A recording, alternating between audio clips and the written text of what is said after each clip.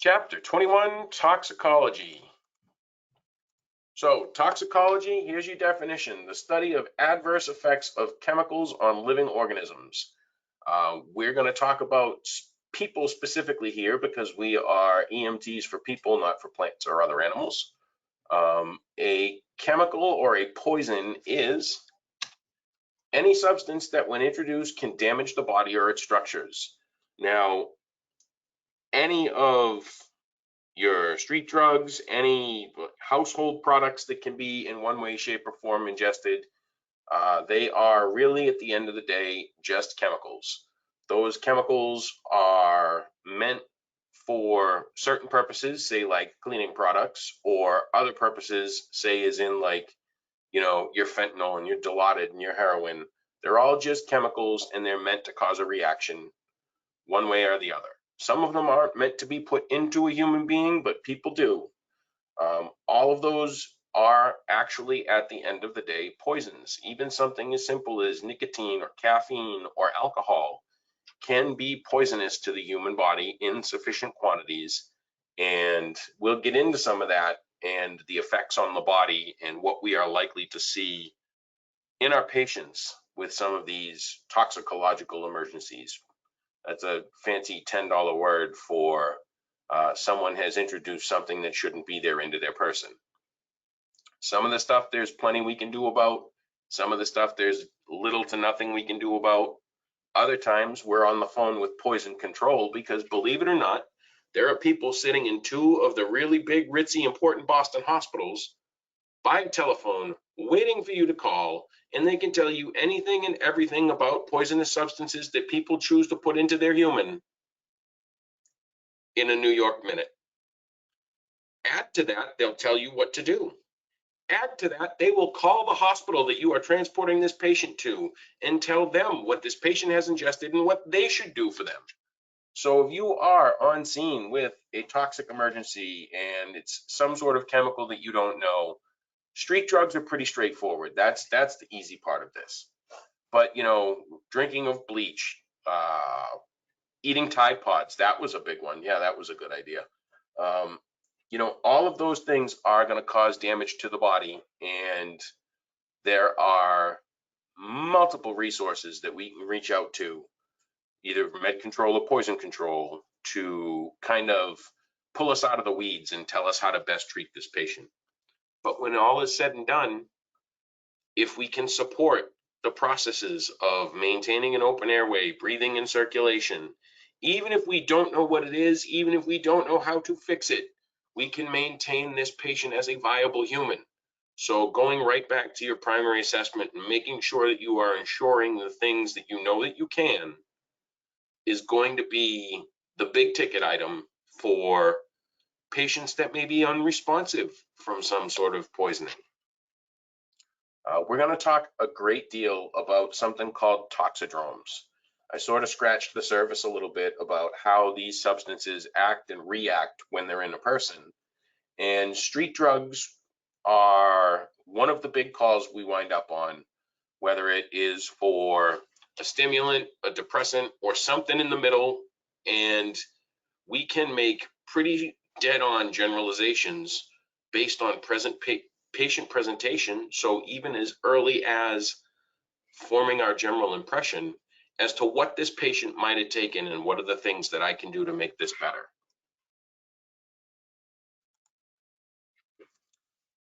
That was poisons. Toxins are something that's produced by bacteria, animals, or plants. So think of, being bitten by a rattlesnake, or getting some sort of, mushrooms is a big one, any kind of mushroom. They are toxic substances. If you happen to eat the wrong one, you may be dead before you finish eating it. Bacteria, we've talked at length about with our septic shock. We're going to see different kinds of toxic emergencies based on where we live. Everybody is under the impression that there are no poisonous snakes in Massachusetts. That is wrong. There are rattlesnakes in the western part of this state. There are poisonous snakes not too far from here. Am I going to be really up to snuff on what exactly that poison is doing to the patient? No, probably not, because, well, I'm not a herpetologist, and once a snake bites somebody, all I know is need to bring them to the emergency room, need to get them there quickly, and do not bring the snake with you. I'll say that again for posterity. Do not bring the snake with you. People bring snake. Oh, you would. I watch a TV show. God, what's it? Untold Stories of the ER, and this guy had gotten bitten by some sort of poisonous snake. Don't remember what it is. Really wasn't even that important. But when they asked him what kind of snake it was, he pulled it out of a bag. That Alive. might be the dumbest I've ever heard. Yeah. If you can get a picture, great. If you can't, no problem. Don't get bit by the snake too. So I mentioned toxidromes. This is going to be where we earn our keep here with this lecture. This is going to be the important stuff. Toxidrome is, and I put a bunch of videos on Tavuti that explain to you pretty much everything you need to know about the stuff we get called out for. Toxidromes are a collection of signs and symptoms resulting from a given poison. The collection of signs and symptoms, they're things that we can see outwardly, they're things that we can see with our vital signs, there's things that we can see just with the way that our patient reacts. What these things do, whatever the substance is they alter the function of the sympathetic nervous system. If something is a stimulant, it excites the central nervous system. Sympathetic nervous system. The sympathetic nervous system, remember that epinephrine response, that fight or flight. So if I introduce something, say like cocaine or caffeine into my person, it's going to turn on that central nervous system. It's going to excite it. It is going to enhance that sympathetic nervous system. That is called a sympathomimetic. It is mimicking the sympathetic nervous system. So if I'm exciting that sympathetic nervous system and turning it on and wiring this patient or myself up for sound with my daily pot of coffee, what is your patient who is having a toxic emergency likely to look like? Either swollen or like uncomfortable visually. So I'll take the visually uncomfortable. Remember, I have stimulated the receptors that react to epinephrine, and my body is just pouring epinephrine out. And what does epinephrine do when we give it as a drug, or when you see something scary and have to run away from it? Increased heart rate, like blood pressure. Yeah, it speeds everything up. They're likely to be tachycardic with a high respiratory rate. They're likely to be hypertensive. They're likely to be acting like a wild person, because there is so much adrenal and sympathetic nervous system stimulation that their body is just lit up like a Christmas tree. Patients who are using some sort of sympathomimetic, some sort of stimulant toxic substance, are likely to be sweating profusely, because all of that sympathetic nervous system and all of that muscle twitch and all of that movement and all of the heartbeat and respiratory rate is forcing them to generate heat. So your patient who is on a stimulant is going to be, gassed up. Everything's going to be very, very fast, and they are likely to be sweating like crazy. Now we're going to talk depressants or sedatives. If my sympathomimetic turns on my central nervous system, what do you think a sympathetic nervous system and a central nervous system depressant will do?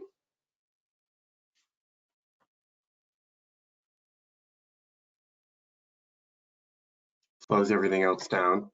Yeah, it turns everything off. That's why with our opiate overdoses and the people that we want to give Narcan to, right? they're going to have a very, very slow respiratory rate. They're going to have very minimal level of consciousness. They're not going to be wired up and ready to go. They're going to be somnolent. They're going to be sleeping, difficult to awake, because we have shut off all of the things that keep you alive. So our central nervous system and sympathetic nervous system depressants turn all of that stuff off.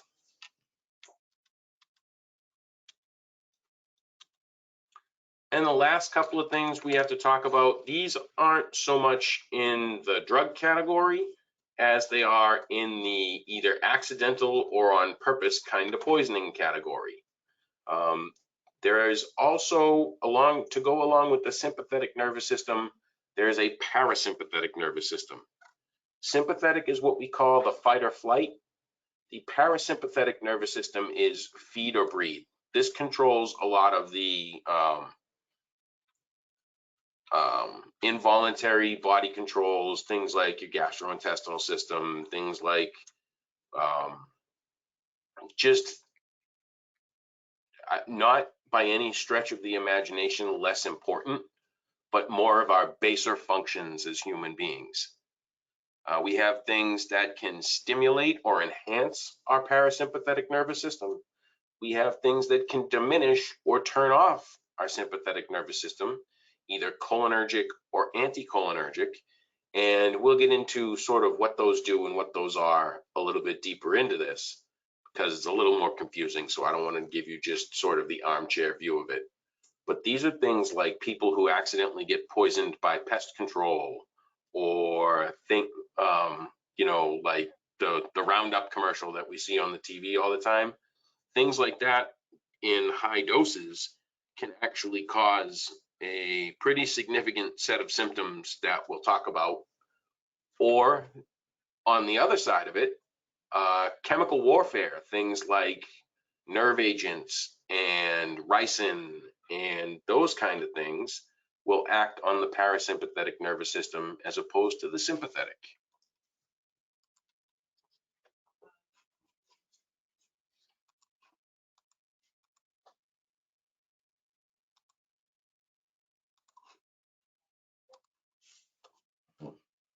So here are some things of the parasympathetic nervous system that we'll be on the lookout for.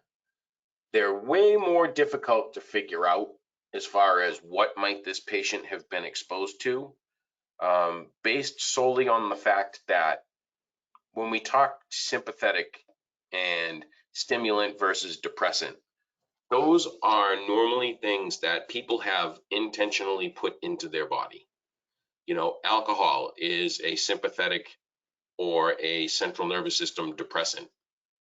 People who take benzos for things like anxiety, those are central nervous system depressants. People who use cocaine are taking a central nervous system, sympathetic nervous system stimulant. And those are much easier to figure out. All of these things that are working really on the parasympathetic nervous system, the sludgem and dumbbells, or Monday, Tuesday, Wednesday, Thursday, Friday, which is probably, this is the first time I've seen that, I like that one best, are taking out the parasympathetic nervous system and really sort of knocking out all of your more baser functions. When we see someone who has been exposed to either a cholinergic or an anticholinergic, we look for things like salivation, urination, lacrimation. This sludgem one is the one that I always learned and knew best. So salivation, lacrimation, urination, defecation, GI distress, emesis, bradycardia, bronchoconstriction and bronchorrhea, and meiosis. So this sludgem BBM, this is somebody who is wet and leaky from anywhere that they can leak from. They have constant and continuous drooling. Their eyes are running. They can't hold their bladder. They can't hold their bowels. They complain of terrible GI upset. Maybe they're vomiting. their heart rate begins to slow because that's all under involuntary nervous control as well. Their bronchi will constrict and shrink down like an asthma patient. But then on top of shrinking down like that, we have just absolute flooding and leaking of those tissues so they fill up and they'll have crackling and wheezing in their lungs. And this meiosis, that is pupils that are blown wide open, like all pupil this patient will be. So your patient who's had some sort of parasympathetic problem, they are either going to be just completely just one leaky kind of gross, disgusting mess is generally the way we find them. And it's just based on what was stimulated, what was turned on, what was turned off. And these patients do not do particularly well. These kind of poisonings, these kinds of toxic exposures are generally fatal with a quickness.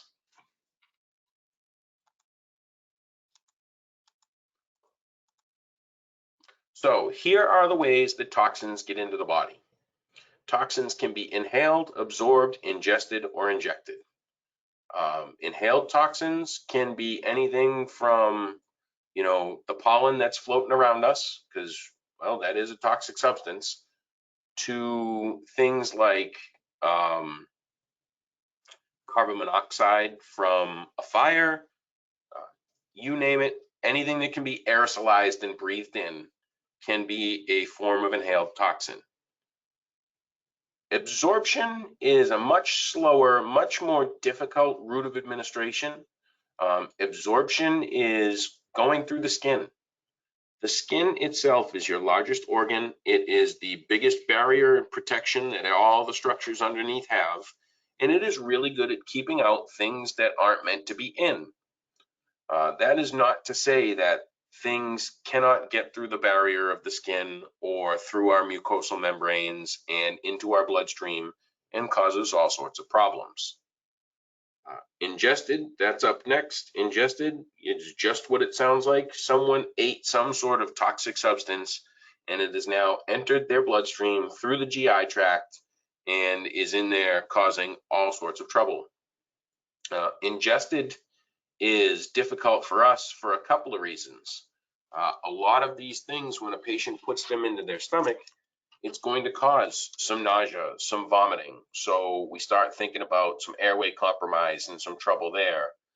Not to mention the fact that ingested toxins progress and just continue to get worse. If something's inhaled or absorbed or injected, it goes in and begins to cause that as much damage as it's going to cause right away, as long as you limit the amount of exposure.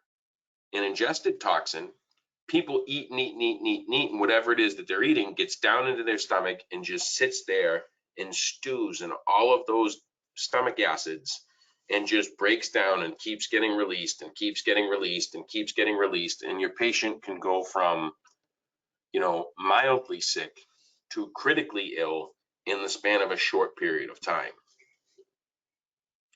And then last but not least, injected. Also another one that is every bit of what it sounds. Injected poisons is something that is penetrated through the barrier of the skin and placed into the person, whether it is IV, like some of the drugs we're going to talk about, or whether it is through the stinger of a bee or some other type of bitey insect. There's your injected toxins.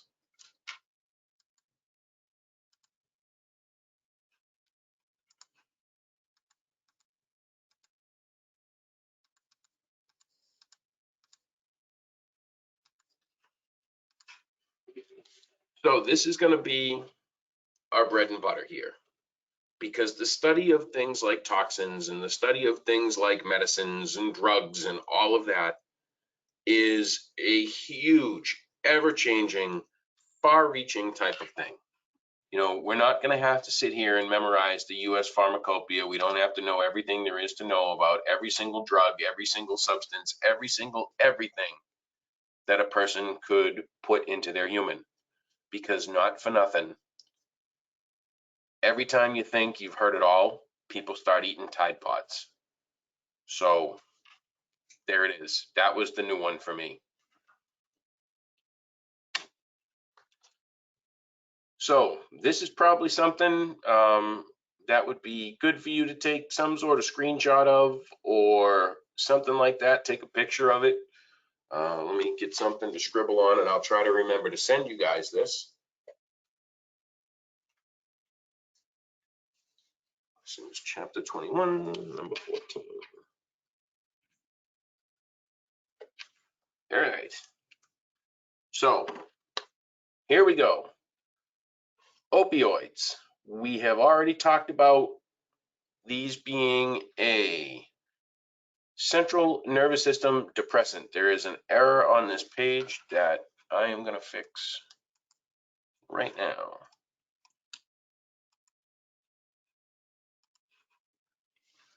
So opioids being a central nervous system depressant, they turn everything down. If they turn everything down, what types of things do you think they cause with your vital signs?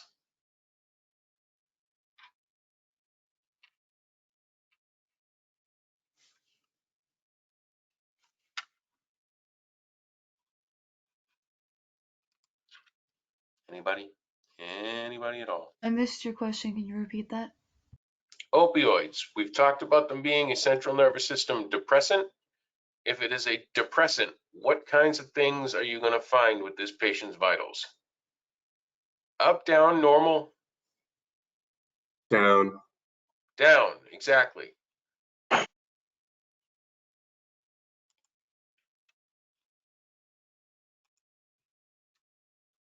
boy, that was what I wanted to do. I'll fix that later. So our respiratory rate and our heart rate going to go down. Our pupils are going to be tiny, constricted little bits of almost like sand. So you'll see the black in the middle of your patient's eye, almost non-existent.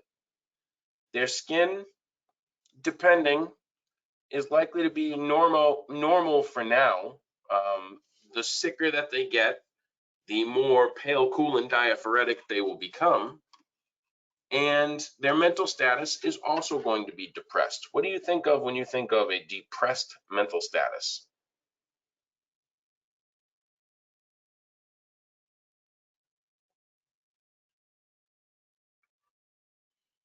Very dull, not exactly alert to what's going on.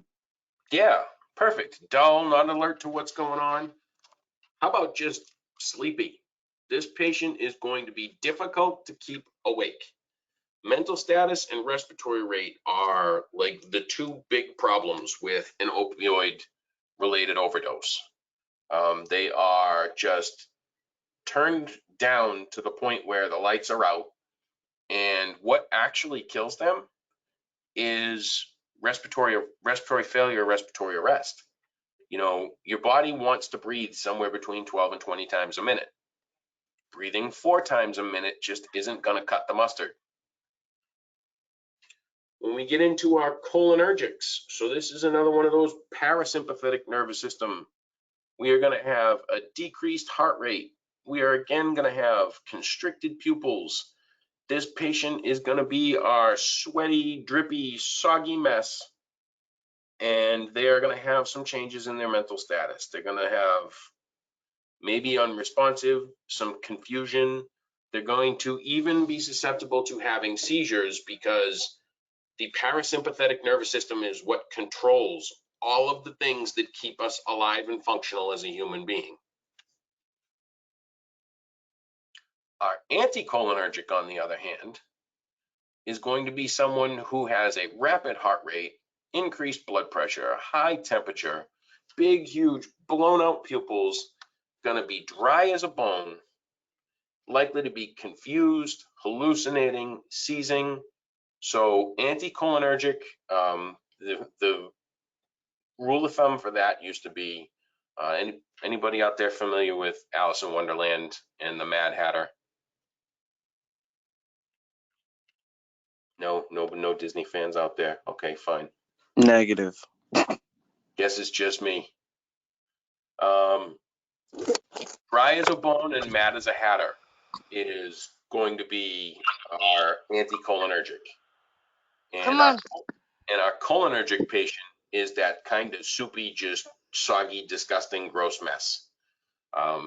Mad as a hatter is a term that what they used to use to make hats years ago when hat making was a thing.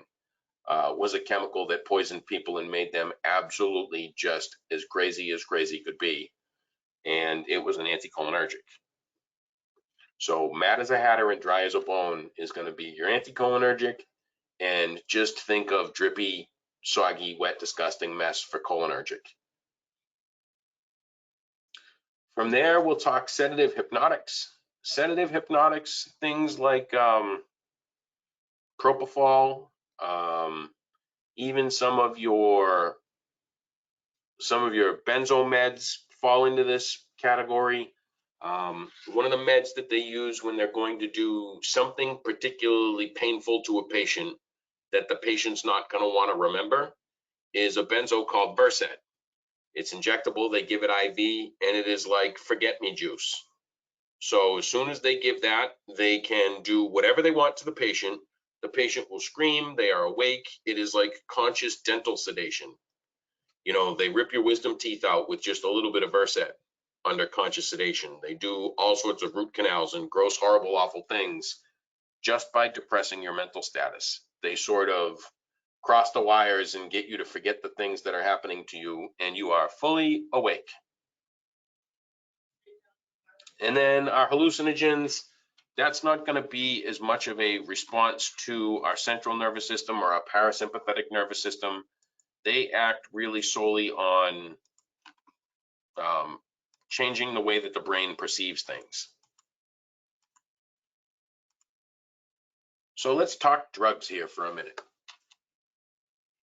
Heroin. Heroin is a naturally occurring opioid drug that comes from an opium poppy synthesized from morphine. The substance itself is extracted from something that is natural, from the poppy plant. Heroin normally comes as some sort of white or brown powder, depending on where it comes from and who did all of the synthesizing and making this into the terrible substance that it is. It could be black and sticky. Some of these things that we're going to talk about as far as who's using heroin and how much people are using heroin is absolutely just completely astounding to me. Like, look at that second bullet point. During 2015, 828 persons in the United States over the age of 12. So that means kids started using dope at 12 years of age. Now, me personally, I had to be home before the streetlights were on and would have gotten, you know, the beating of a lifetime if I had gotten caught with a beer or a cigarette. But we have 12-year-olds out there shooting heroin. No word of a lie in this area. The first time I ever heard of somebody overdosing on an opiate was in a high school that is probably not 5 minutes from where I sit right now, and it's not Malden. So this has become a huge, ridiculous problem. It is something that is not going away anytime soon, because if we look at this next slide, we'll talk about overdose deaths and how they're increasing. From 2010 to 2016, overdose deaths went up 5 times, almost 20% in no time flat. From 1 year to the next, 20% more people died from opiate overdoses than the year previous.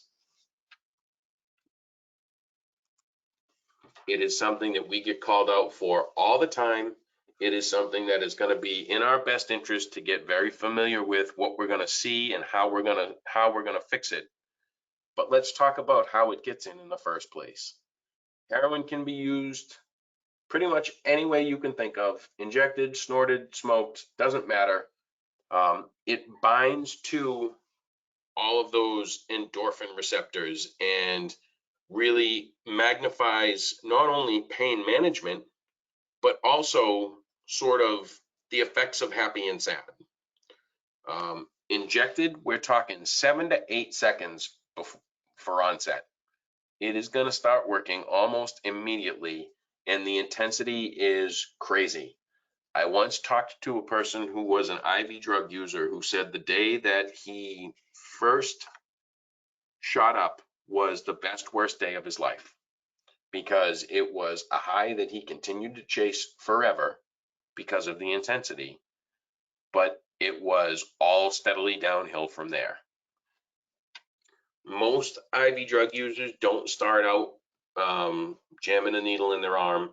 Most drug users start out sort of in the lower levels, either snorting or smoking their drugs. And then snorting and smoking, you wind up building a tolerance. Your tolerance makes you have to buy more. Buying more becomes expensive.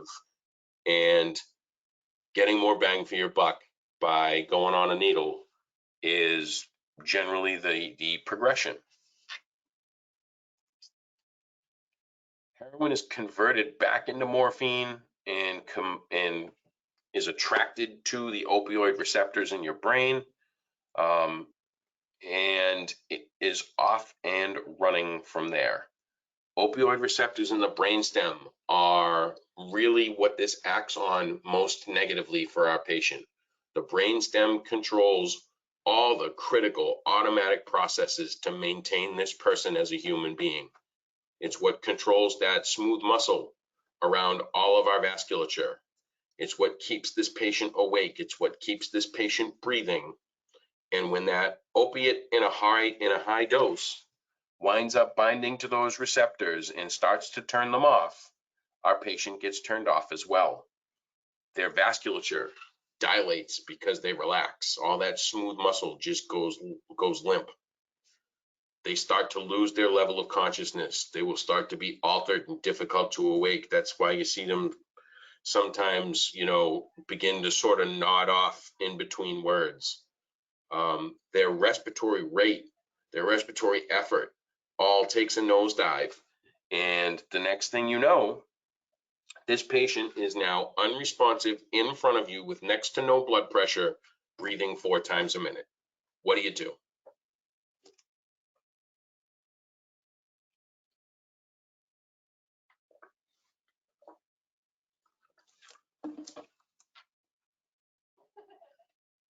What can you do? Well, let's think You about get it. oxygen. So we're going to give them oxygen. I like that. But if they're only You gotta breathing give them 4 times, Narcan. if they're only breathing 4 times a minute, do you think that's enough? No, So how are you going to give them that oxygen? it's the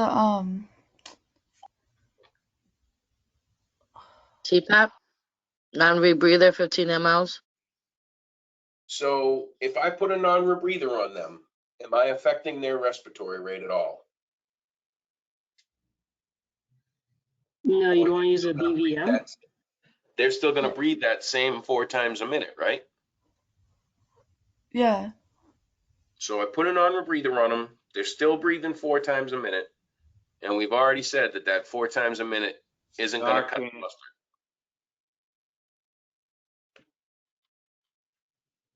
So what am I going to do? It's the BVM. Put the mask on them. It is, Before because I them. can control their respiratory rate with a BVM. I can force them to breathe somewhere between 10 and 12 times a minute by administering 1 breath every 5 or 6 seconds. So your real for life, actual life-saving maneuver with a patient who is overdosed on any kind of opiate, doesn't matter if it's heroin, doesn't matter if it's fentanyl, doesn't matter if it's any of the other flavors of opiate that people are doing on the streets right now, is this right here.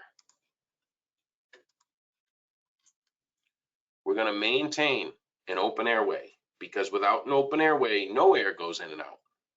And then we're going to ventilate this patient for 5 minutes. We're going to ventilate this patient for 5 minutes because we need to start reversing some of the hypoxic event that's been going on.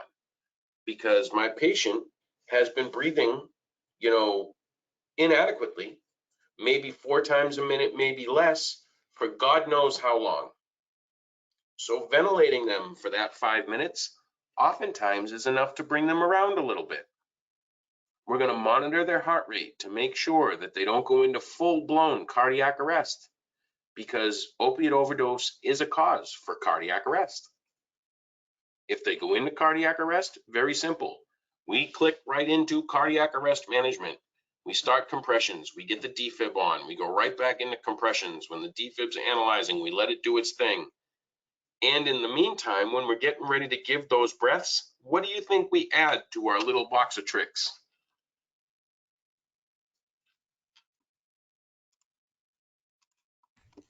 Narcan? Yeah, 4 milligrams of Narcan while we're giving our breaths. The hypoxic event is what is killing this patient. It's not going to be your standard average everyday run-of-the-mill cardiac arrest, because it is the hypoxia that is doing this. If we can fix that, if we can erase the actual cause and get this patient to do the things that their body needs to do to maintain them as a person, by fixing the hypoxia, giving them some Narcan, going right back into ventilating, not only did we now save this patient from actually expiring right there in front of us, but we will prevent some of the more nasty negative side effects of giving Narcan. Because what Narcan does is, when you push it into your patient, spray it into their nose, 4 milligrams intranasally, ventilate for another 5 minutes, we blow all that Narcan around, it goes in through the mucous membranes, it goes in through the respiratory system, it gets into our patient's bloodstream, and causes your patient to go into complete and total immediate withdrawal. It gets out to those receptors that all these opiates have bound to, and it kicks all of that heroin, all of that fentanyl, all of that anything else right off of those receptors. And opiate withdrawal is pretty miserable for your patient. Their body becomes physically dependent on this drug, and by giving them Narcan, we have taken away something that their body needs. They generally wake up very, very grumpy when we've given them Narcan, because they feel lousy. So just continuing to pour Narcan into this patient, when maybe by fixing the hypoxia and only giving them a little bit of Narcan, like our protocol tells us to, we are actually providing better patient care.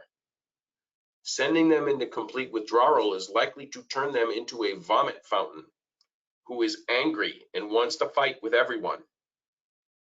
I would much prefer a patient who is still a little bit sleepy, but at least breathing 10, 12, 14 times a minute, than a patient who is covered in their own vomit and wants to fight with me. You know, call me old-fashioned. So follow your protocol, and we can avoid some of the negative repercussions from giving Narcan.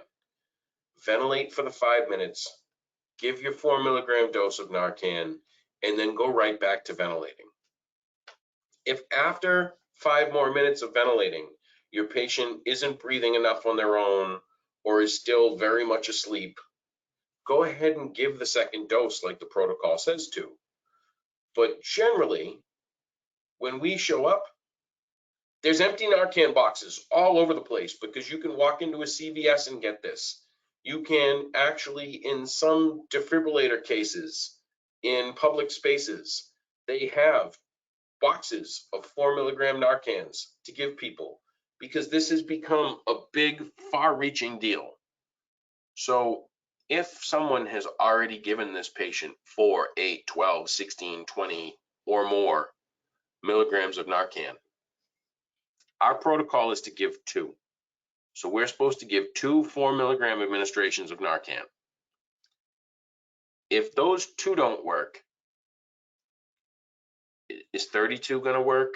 Is 40 going to be the magic number? Or is something else probably going on here?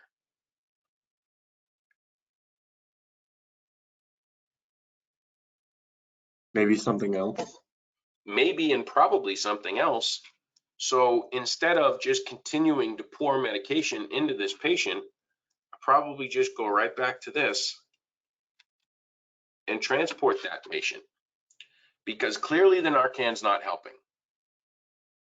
And if we show up and give them a dose of Narcan and it still isn't helping, then maybe Narcan's not going to be the solution to this.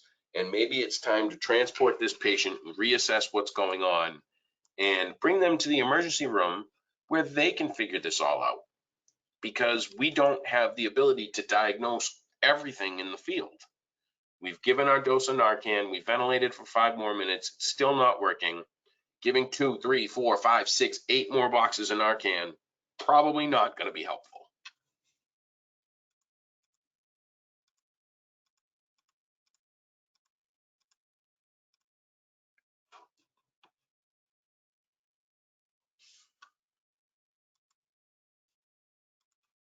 So now let's get into a little case study.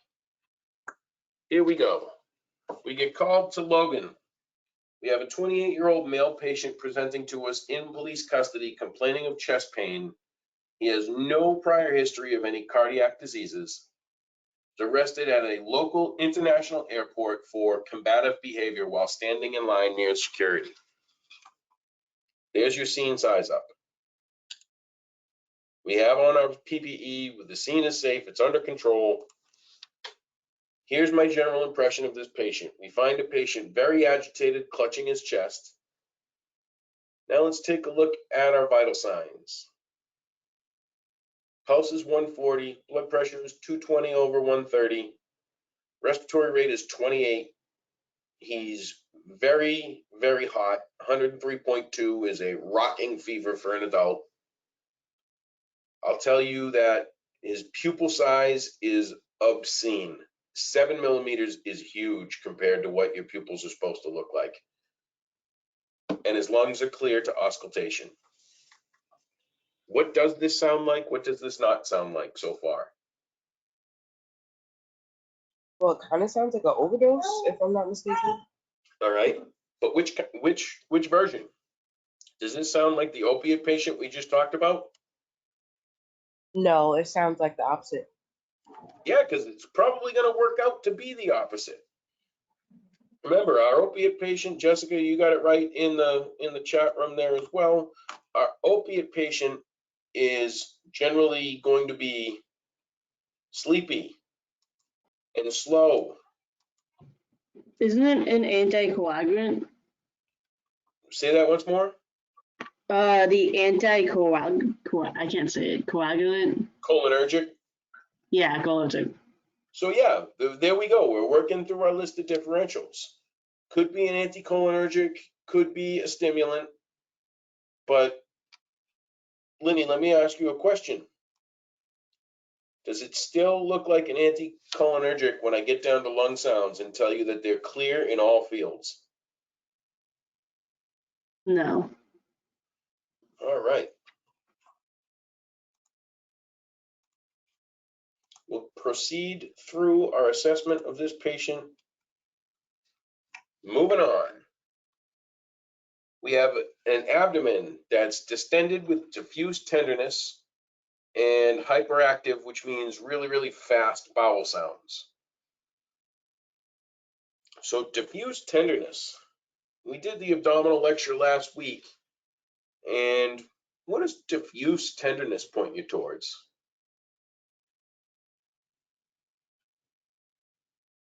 It's going to have something to do with some of those hollow organs in our belly. Is it internal bleeding? So it could be bleeding, but remember that diffuse tenderness, something's leaking, so that pain is widespread and moving about because something is being forced out of this patient's GI tract. Well, his pulse was 140 and he had a ridiculous blood pressure, so we have good pulses, no cyanosis, and no track marks. Did anybody expect to see needle marks on this patient? Would it be something with their like liver or kidneys then? Could be. So no signs that he's an active drug user. We have diffuse abdominal tenderness and chest pain is really where we're at. Vital signs are all over the map. They're terrible. Neurologically, he's intact, and he is sweating, well, probably because he's got a temperature of 103.2. He's about to win a door prize for that alone. And his chief complaint is chest pain.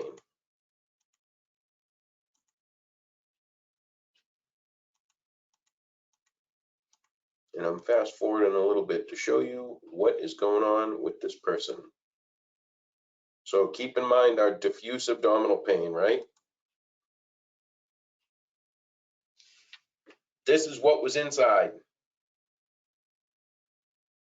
A near uncountable amount of little baggies of cocaine packed for the trip.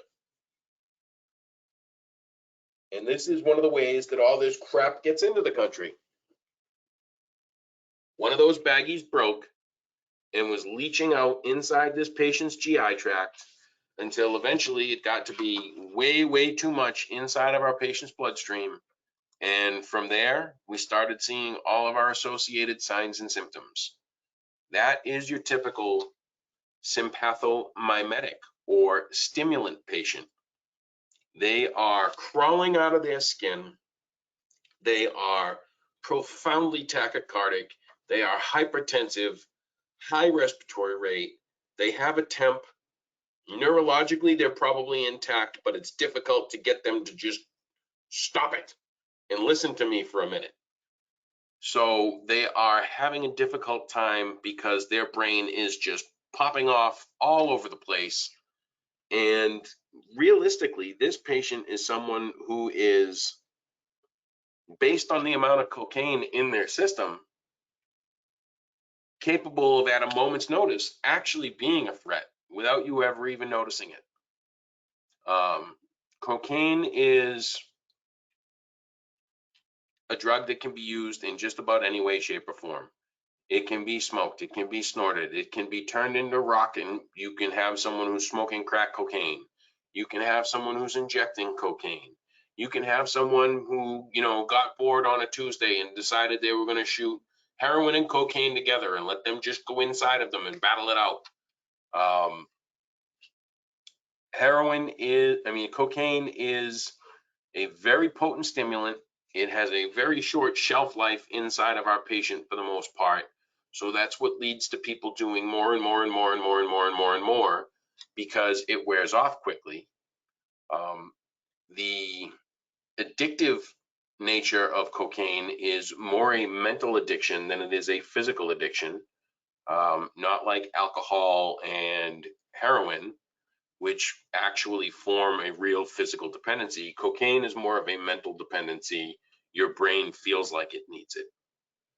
And all of these things, cocaine, heroin, crack, fentanyl, withdrawal from any of these substances isn't going to kill you. There's realistically only one drug that withdrawal from that drug alone is dangerous to your patient's life, and you will be surprised when you hear what it is.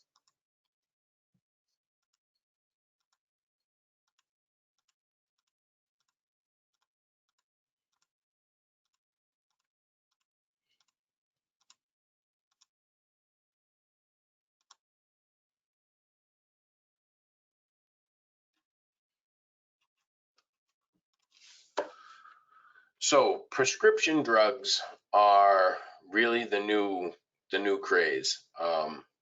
It started back probably 15 or more years ago when, first and foremost, pain became an additional vital sign. And your patient was meant to have no pain at all.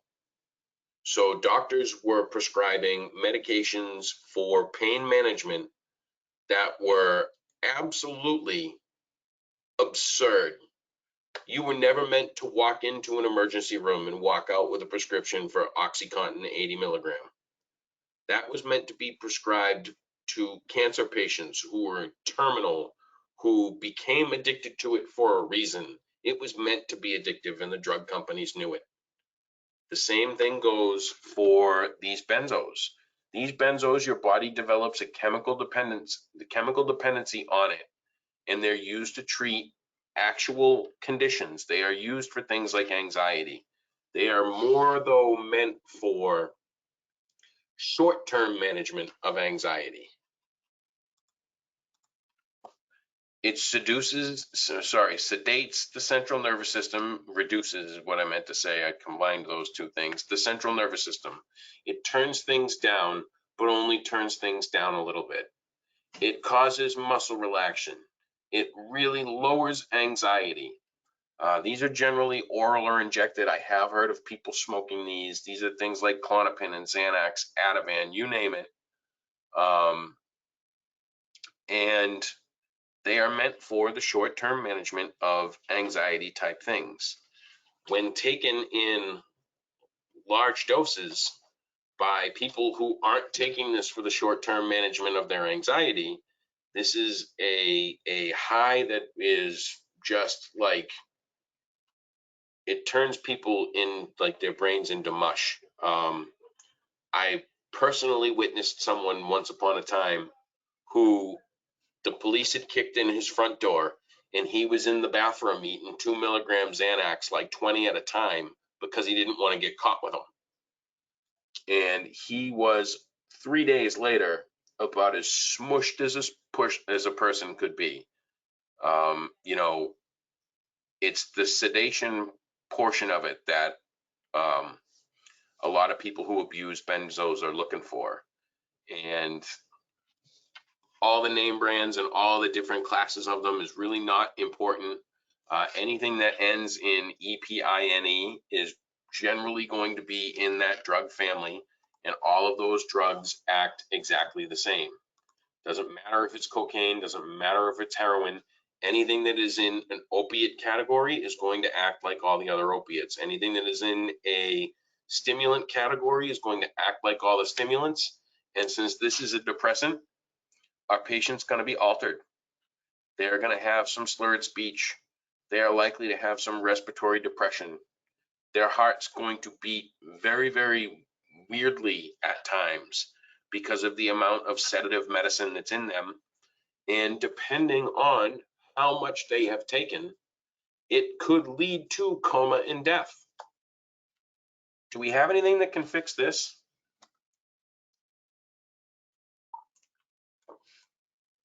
Are we going to Narcan this patient? No. Why not?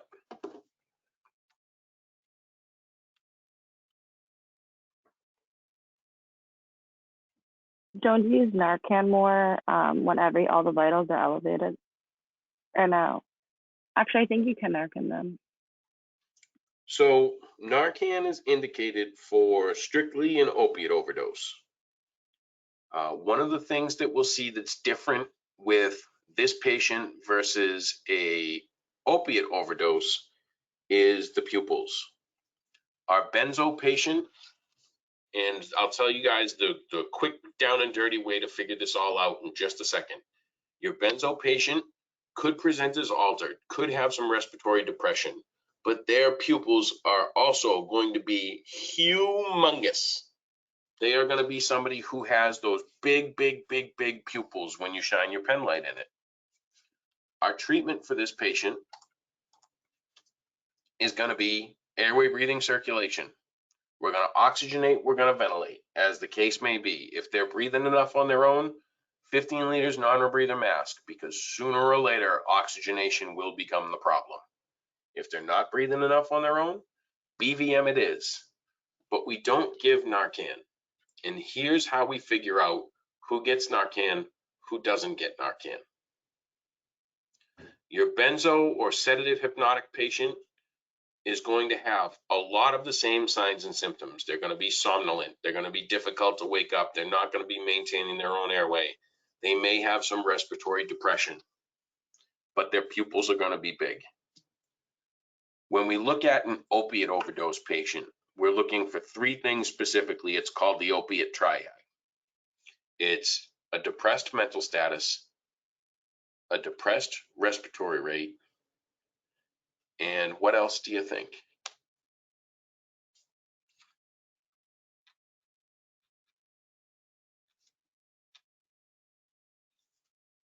What do you think of the three things I'm on the lookout for with my opiate patient that will tell me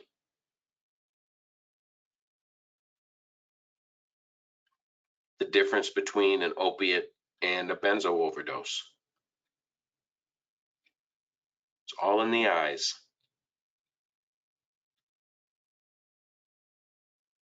Like very small. Yep. Those are the three things that tell me opiate overdose versus anything else. My opiate Pupil. overdose patient is constricted pupils. And that's how I tell the difference between the two.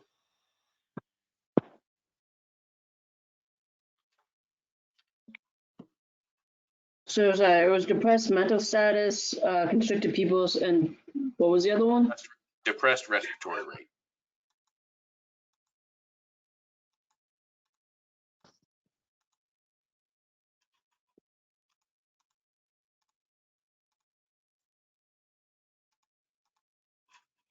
And here we are into the last little bit of our Toxidome talk this morning. After this, we'll take a break. Alcohol, the most abused drug in the world. And it is something that is available up around my way in every single store. I can go into CVS and buy beer and wine. I can go into the convenience store or gas station by my house and buy beer and wine. And they have entire government-run stores to sell nothing but hard alcohol. People, as a general rule, start to drink younger and younger as time clicks along and may actually be drinking regularly under the age of 16. The three leading causes of death for people ages 15 to 24 are motor vehicle collision, homicide, and suicide. And one of the leading factors in all three of those things, guess what it happens to be? Alcohol abuse. Alcohol, going back to withdrawal, is the only withdrawal that will actually kill your patient. Alcohol is a central nervous system depressant. Think about all the things that you think of when you know that someone's had too much to drink, right? Slurred speech, weird thinking, disordered thought, impaired judgment. Boy, isn't that the truth? Vomiting, sweating, stumbling gait, maybe even like stuporous, just muttering about God knows what. Combative, respiratory depression. Remember, this is a depressant. The coma and respiratory depression, those are sort of, as we're getting to the point where now it's no longer just alcohol abuse, we are getting to the point of alcohol poisoning. If you physically cannot wake this patient up, or they all of a sudden are not breathing well enough on their own, we've gotten to the point where alcohol has now become a poisonous substance in this patient. How do we manage? Well, we monitor the airway because they're at risk for aspiration, and aspiration creates us an airway problem. Get ready to roll them on their side so that they don't drown in their own vomit. Ventilate as needed. Oxygenate, sure. Why are we starting to talk about hypoglycemia and checking and treating for blood glucose and all that?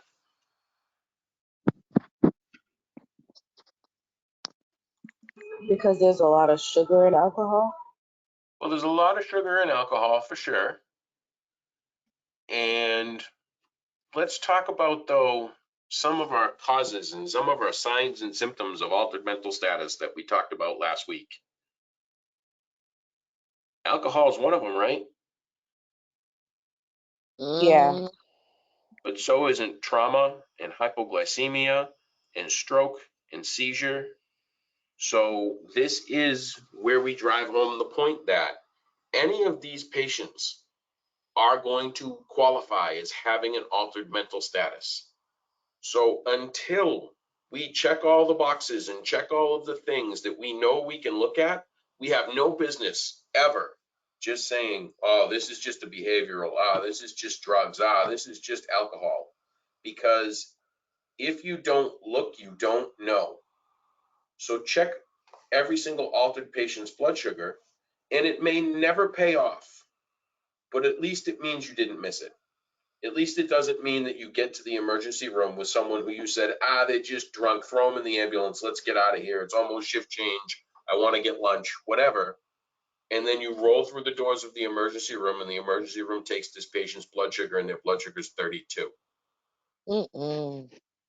Bad luck. So make sure you do the things you need to do and know you have to do before you just go, they're just drunk, they're just high. And last thing is withdrawal. We'll talk briefly here about withdrawal from alcohol. Withdrawal from alcohol can cause the delirium tremens, or DTs. Your patient will be very tremulous and shaky. They may actually seize. Your patient can see things that aren't there, hear things that aren't there. Again, rule out and treat for hypoglycemia, and treat them if they begin to seize like any other seizure patient. So we want to prevent them from injuring themselves. We want to oxygenate them. We don't want to hold them down and restrict their movement, but we also can't have them seizing down a flight of stairs or knocking over a dresser on top of themselves. Depending on how heavily a patient drinks and how long it has been since their last drink, this could happen in very, very short order if someone is a just habitual heavy alcohol abuser, or it could take a couple of days. There's a table in your book, I know that, but just speaking from the terms of experience, this is absolutely something that can present in just as few as a short couple of hours, or could take, a couple of days before your patient really starts to get sick from alcohol withdrawal. So treat them all like they are getting ready to have the most unbelievably frightening seizure that you've ever seen right there in front of you, because it's never, never far away. So always be ready.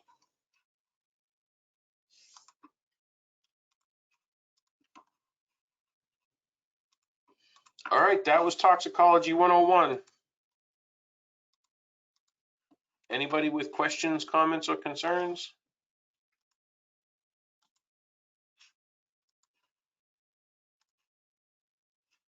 When people are on like multiple different types of drugs, so like a depressant and a stimulant, like what can you really do in those situations then? Like, can you not like treat one over the other, or like do you just kind of transport? So our treatment for everything but heroin, so everything but opiates, is really meant on just keeping this patient alive. It's really based on treating their airway, breathing, circulation, getting them transported, because opiates develop a physical component to them, sure, but it's not dangerous to take all of that opiate medicine out of patients.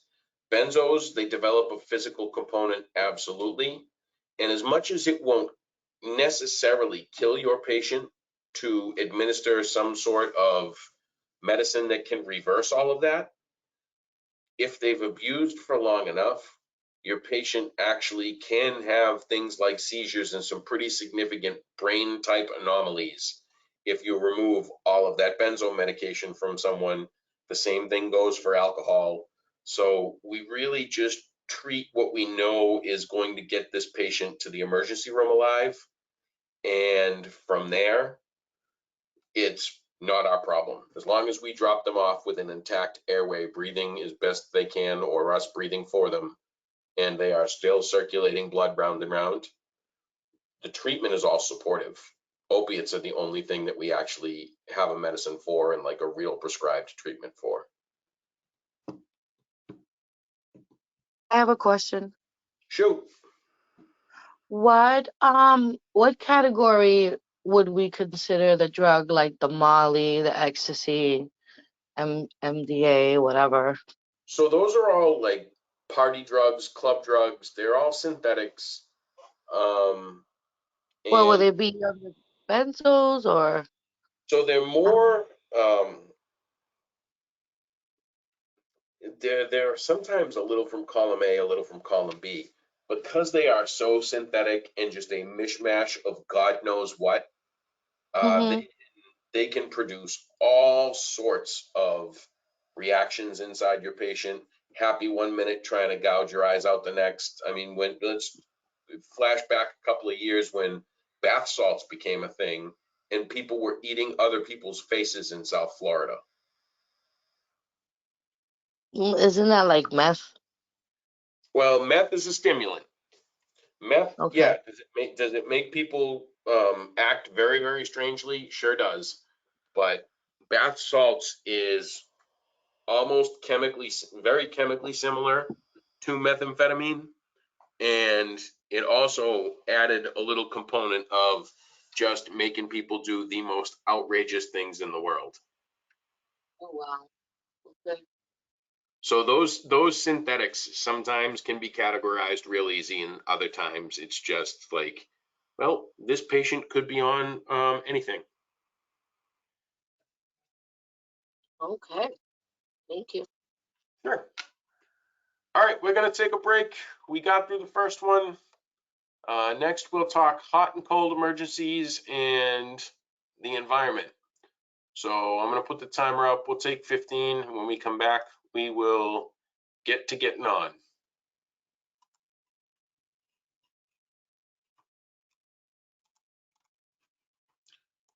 So we've already talked a little bit, and I mean, really gotten sort of the take-home message for all of this. If your patient is too cold, we're going to warm them up. If our patient is too warm, we are going to cool them down. We do need to talk about some of the finer points that go along with these environmental emergencies. So the way hypothermia progresses and the way hypothermia actually sort of makes your patient sick is multiple fronts. What can happen is there can be increased heat loss, a decrease in heat production, and those things combined is generally what produces this 87% mortality rate that we talk about. Actual exposure to the cold is something that is highly, highly fatal to your patient and doesn't always take this long progressed sort of bit that we think about. You know, you're out in the winter and you're trapped in the wilderness and it's been hours and it's 25 below, and that's not the way it always works. Something as simple as falling through the ice can now increase the amount of heat you lose, decrease the amount of heat you are able to produce, and rapidly form for us a patient who is dead or next to dead or even looks dead. When we talk about exposure to the cold, we're going to talk about how one of the body's sort of fail-safe mechanisms for all of this is to decrease the metabolic demand because things aren't really working the way that they're supposed to. In decreasing metabolic demand, we decrease the amount of oxygen we need, we decrease the amount of glucose we need, we decrease the amount of waste products we produce. And another sort of golden rule for us here in EMS is your patient isn't dead until they're warm and dead, because your patient can look completely frozen to death. You can have a ridiculously difficult time obtaining a pulse and obtaining a respiratory rate and have a patient that clinically, in your judgment, appears dead. You can be working them as a cardiac arrest. But since that metabolic rate slows down so much, these are the patients that we want to take pulses and take respiratory rates on for a full entire minute, because their metabolic needs go down, their metabolic rates go down, and their heart rate and respiratory rate also fall to ridiculously small numbers. And it actually will still sustain these patients sometimes.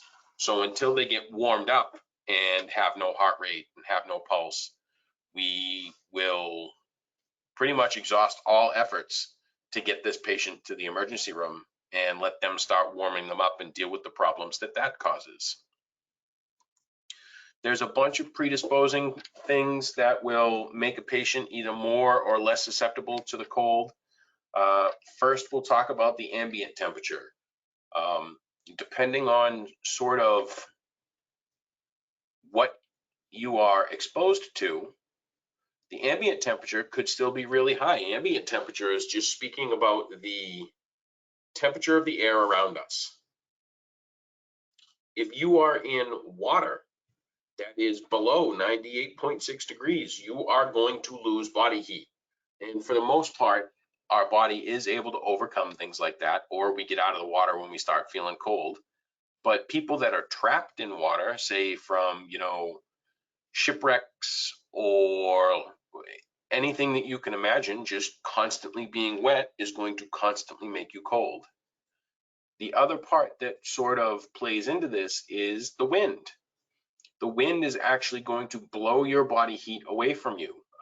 That's why sort of if you're going to be out in cold weather, it is far better to have a windproof layer than to wear things that are very, very warm, because sweating in the cold, when you're going to be cold and remain cold, that moisture also is something that saps away body temperature and reduces your core body temperature. All of these things combined sort of form the deadly bit of hypothermia. The body is going to start losing some control when the core body temperature is about 95 degrees. Anything that gets down through the 80s and to like 79 degrees is what they'll tell you. Your patient will be essentially comatose. There are cases out there of patients with core body temperatures of 64 degrees that have actually survived, though. That's why you're not dead until you're warm and dead. It can be either very fast or very slow for hypothermia to affect your patient. Death can occur within 30 minutes or within a couple of hours. It is something that doesn't take a whole lot of time.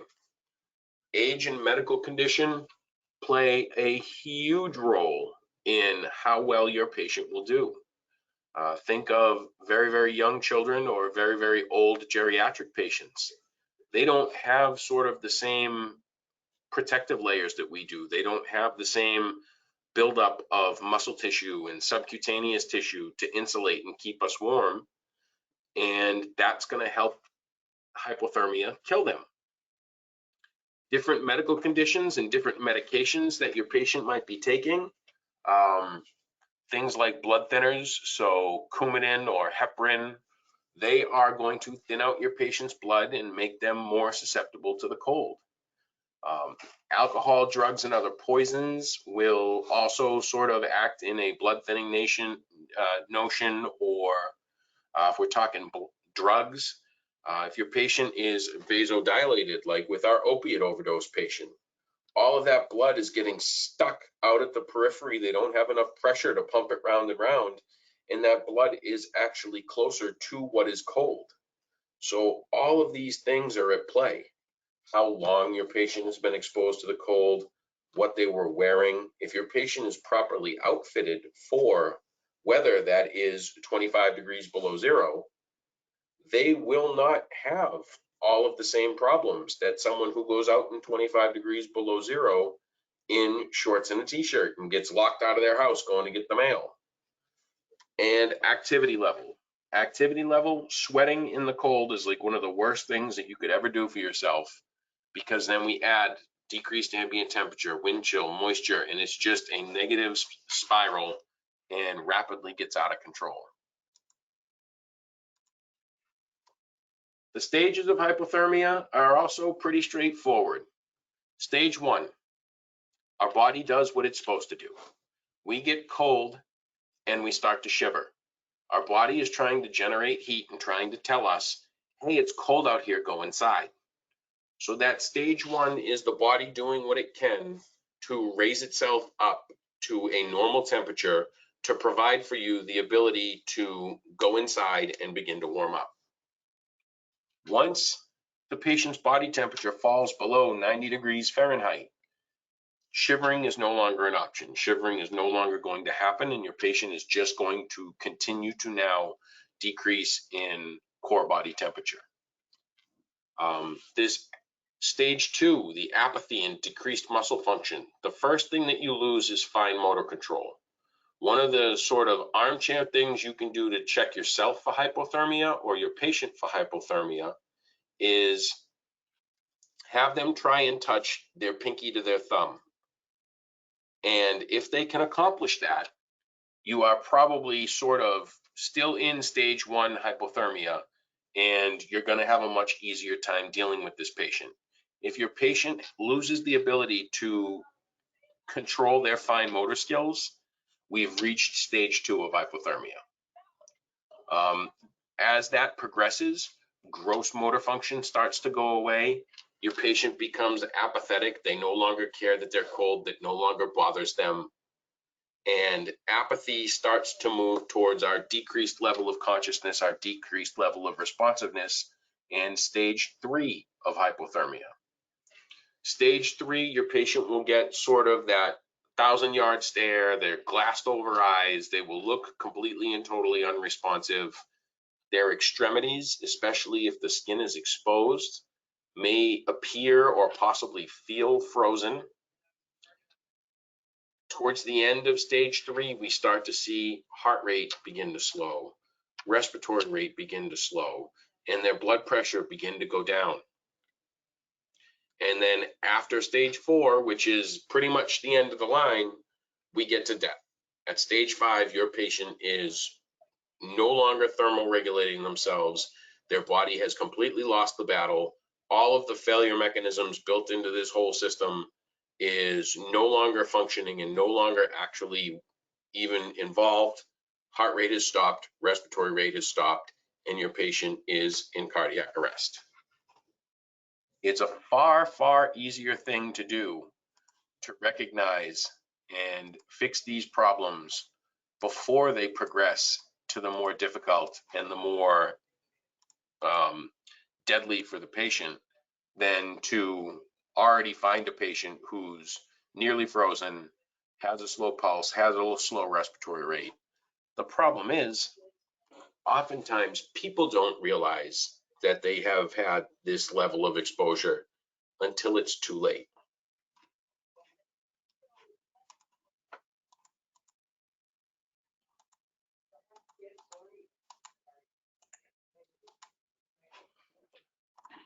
When we talk hypothermia, we're talking about really the entire patient. When we talk local cold injuries, we are into frostbite, frost nip, and sort of the defining line between the two. Frost nip is when you're out shoveling snow and the tops of your ears, since they're uncovered, or the tip of your nose begins to feel cold and gets sort of that burning sensation. That burning sensation is the tissues beginning to have some changes and beginning to have some trouble from that exposure to the cold temperature. Generally, it needs to be really, really cold for exposed tissues to start to freeze. Our frostbite can happen at a little bit warmer of a temperature because we lose track of those exposed areas. So things like our feet, who maybe are in wet boots, or our hands that are in wet gloves or no gloves at all, our nose, our face, our ears, those are some of the more predisposed areas because they're just not as equally covered. We also have to start thinking about some other factors that go along with this. Extreme in age, high or low, young or old, doesn't matter. Was there any trauma to the area? Because once that starts to get cold, it also starts to lose sensation. As this continues to progress, your patient will now have parts of their body that involve the deeper tissues. And we go from frost nip to frost bite when we start to see like tissue being frozen, changes to the skin color, temperature, and condition, the palpation of the area. It'll be like we're touching and banging on the table as opposed to touching actual skin. It gets this waxy sort of gross looking appearance, and it will be frozen nearly completely solid.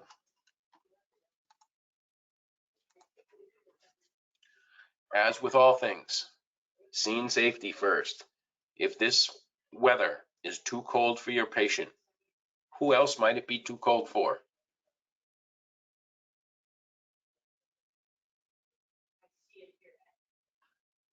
For you. Yeah, for you. So make sure that you're properly prepared to go out into this cold. If you're not, you shouldn't. Look for the signs and symptoms in yourself that this cold weather has gotten its hold into you. Make sure that you are looking at your patient as you start to form your general impression, and make sure they are responding and interacting appropriately with the environment around. Because hypothermia, especially like progressed hypothermia that's affecting the whole body, tends to play some weird kind of ruddy tricks on your patient's brain. And a lot of times people start feeling warm as they're freezing to death and begin to take their clothes off.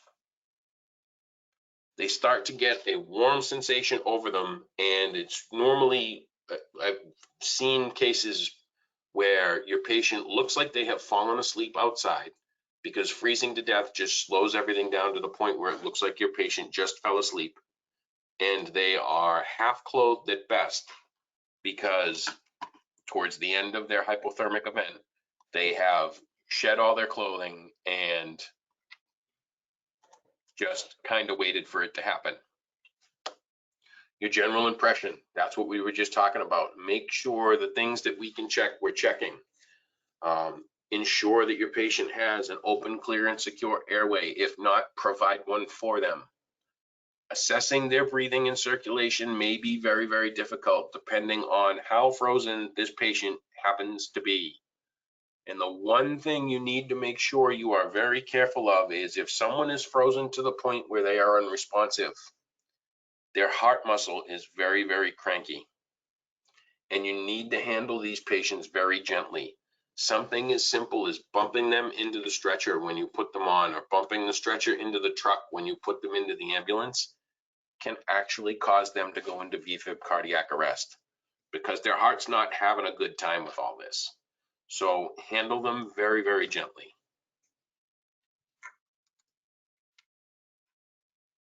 Get a good history and physical. If your patient is wearing things that are wet, what do you think you should do?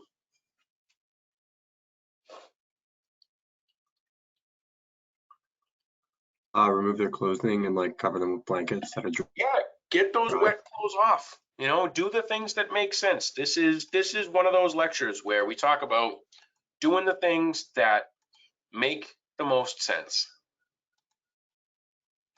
So one of the things that we're going to make sure we do is remove the patient from further heat loss.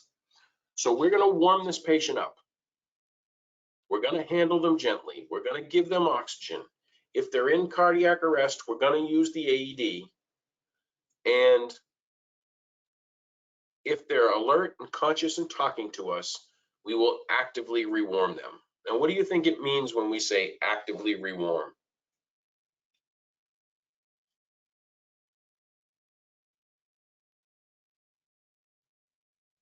At that moment, Thermoblanket? There was a couple people in there at once.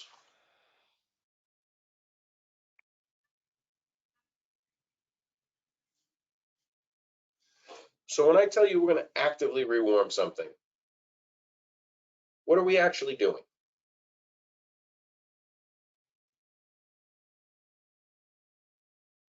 Does that mean like rubbing like their arm or something to kind of like create like friction and heat? So you're in the right ballpark.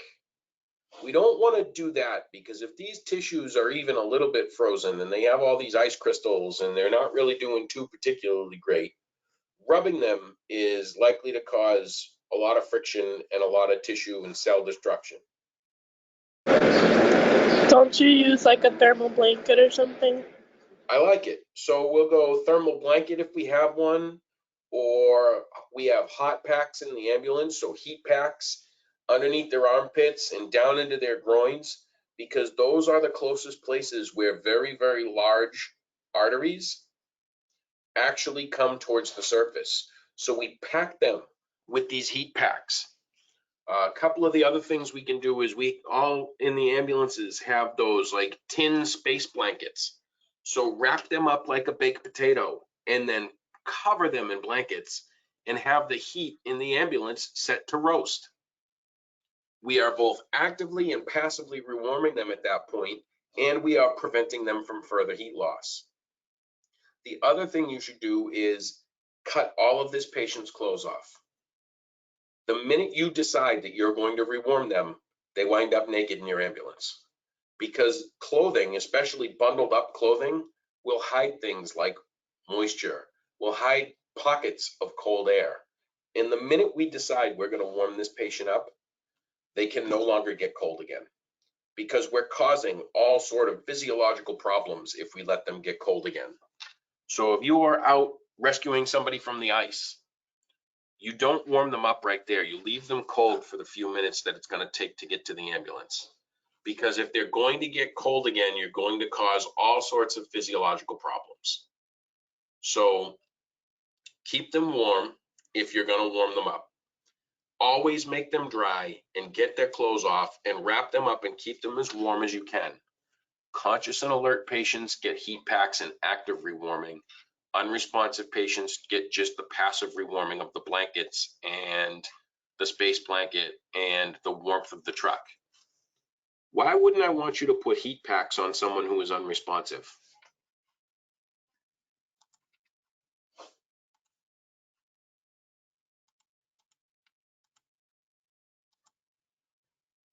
Maybe it'll be too hot and they're unconscious, so like they can't tell you if it is. Exactly. If they're unconscious and unresponsive and can't speak to me, they can't tell me if that heat pack is burning them. They can't tell me if my active attempts at warming them up are causing them some sort of other problem. So I want to rewarm them as a unit passively at that point, as opposed to being more aggressive. Because if I'm burning someone or causing a change in sign or symptom with someone who is responsive and speaking to me, they're probably going to tell me all about it. So that was your patient who is frozen completely. Now let's talk about some local cold injury. What are we going to do?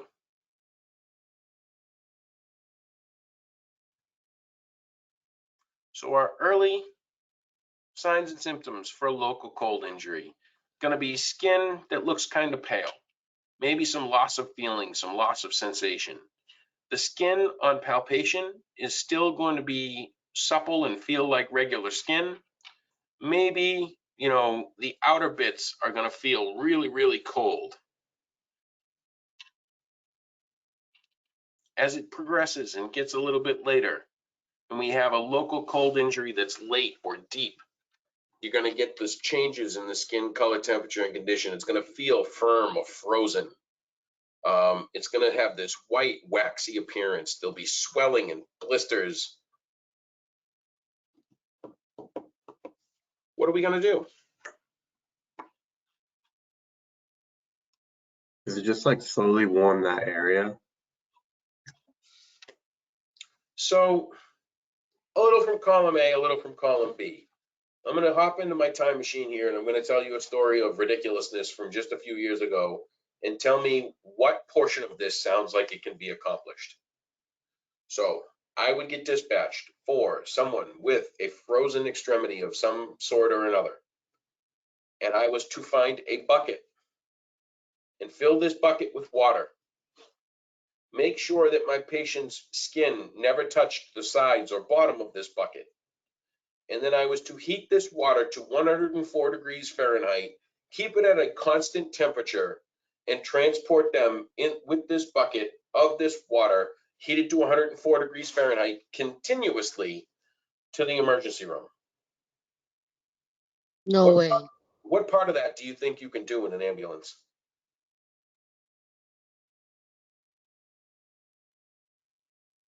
Any of it?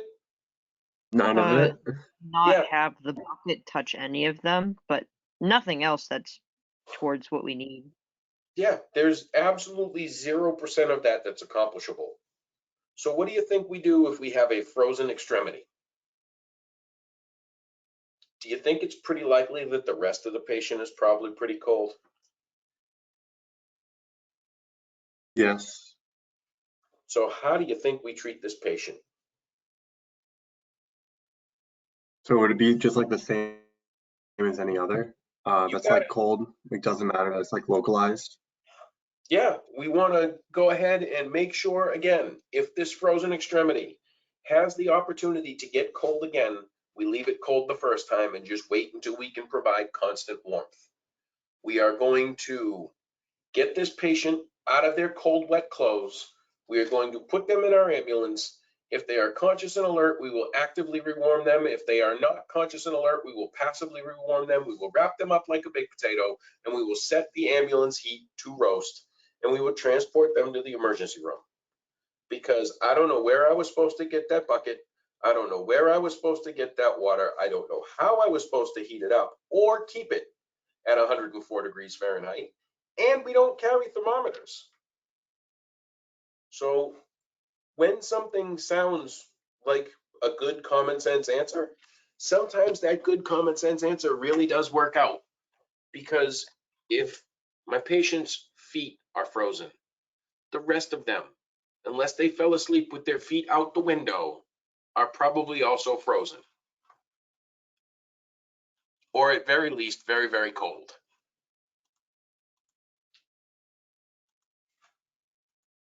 If your patient has anything constricting or restricting on their body, so jewelry, watch, rings, whatever, and you're dealing with a cold related emergency, get that off of them.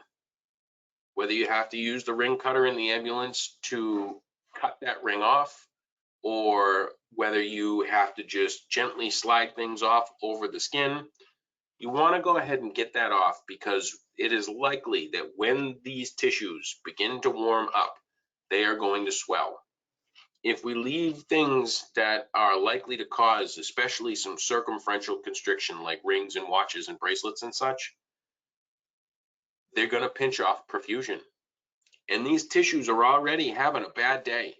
We don't need to go ahead and heap on top of that by now providing a bad day and no blood flow. So fix all of your problems from a patient management standpoint before you actually start fixing the patient. Because if you do it in reverse and you leave their cold stuff on and leave their wet stuff on and leave their rings and everything in place, as that patient begins to progress and get better, things are going to happen that you can't fix.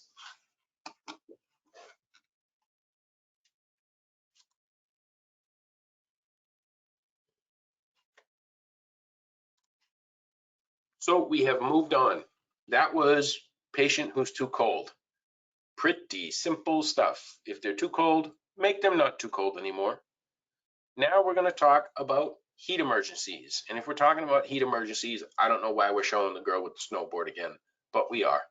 So generally speaking, your body functions the best at 98.6 degrees core body temperature.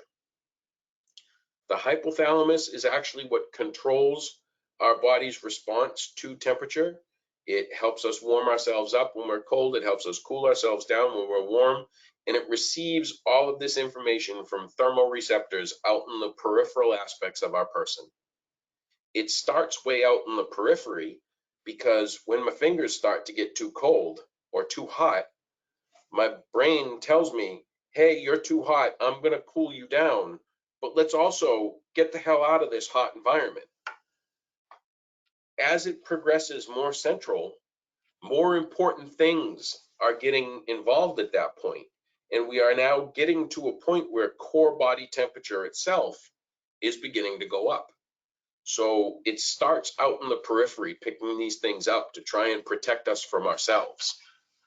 When we talk about difficulty in heat-related emergencies, generally speaking, heat gained versus heat lost. The body is gaining too much heat and no longer able to get rid of it. Our first mechanism for cooling ourselves is sweating. We will sweat, all of that moisture gets onto our skin, begins to evaporate. We lose heat that way through convection and conduction, and all things are clicking along perfectly until they don't.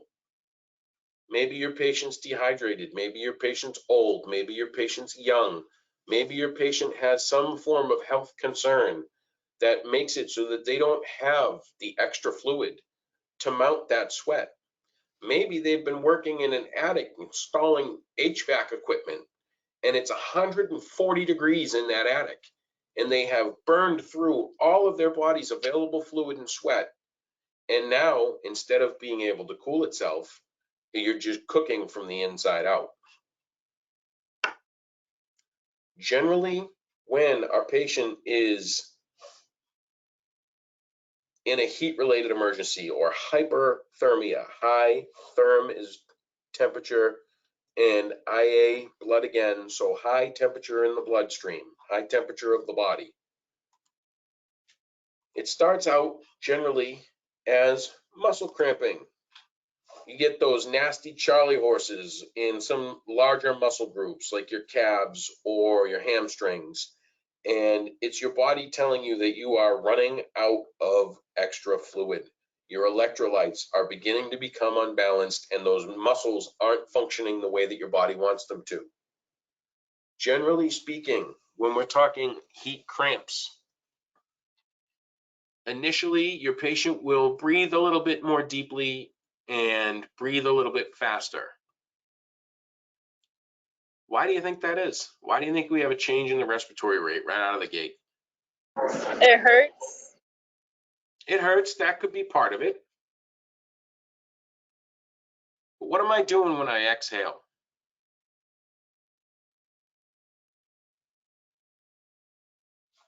Are diabetic patients doing something when they exhale? Every single breath we take when we exhale, we're doing something. Doesn't it heat? Well, we're getting rid of heat in our body. Yeah, we're blowing off heat. We're actually trying to blow away some of that increased core body temperature. The sicker your patient gets, the worse that becomes, to the point where now instead of deep and rapid, it's going to become very, very shallow and very, very weak because, again, that failure mechanism is no longer working. In the early stages, your patient is likely to complain of some headache. As they progress, they're likely to go straight through from headache to altered to maybe unresponsive. Your patient may have a syncopal episode where they're just go to stand up and fall down, go boom. Generally, those syncopals end right about the time that their head is about to hit the pavement too. It's the damnedest thing. Like somebody will have one of these heat-related emergencies and they'll stand up quick, and as they stand up, their blood pressure tanks, down they go. But as they get laid out again, just before they bounce their head off the floor, they wake up. Not a good thing. In the early stages, our patient is going to have skin, color, temperature, and condition that may be normal, may even be cool to the touch. They may be moist because the body is still working to cool itself.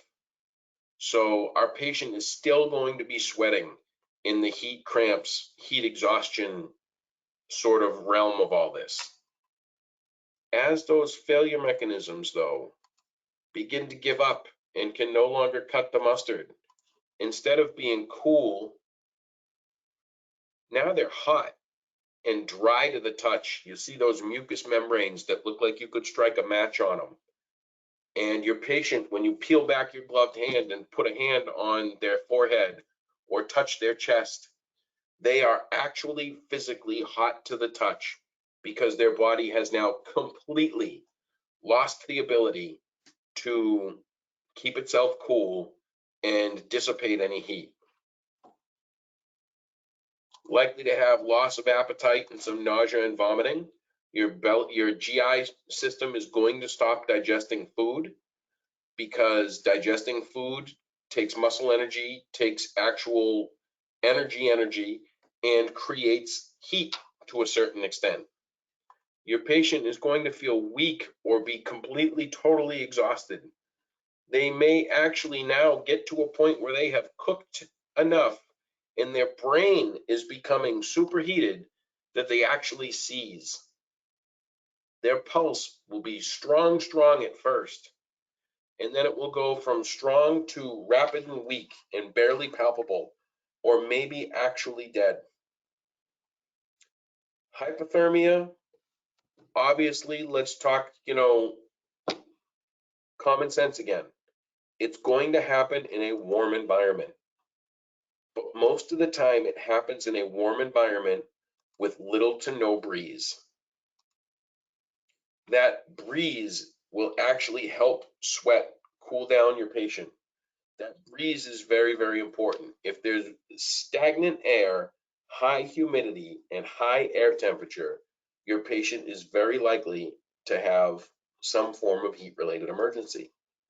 That's important for right now, right? It's going to be 90 some odd degrees today, and it's the first hot couple of days. This is something to even be on the lookout for in your own self, because it's entirely possible that this could happen right now to anyone, because it's been 90 plus degrees for the last 3 days, and just prior to that, I mean, it was 50 most days. Some of the things that will predispose us to heat type emergencies are a lot of the same that will expose us to cold type emergencies.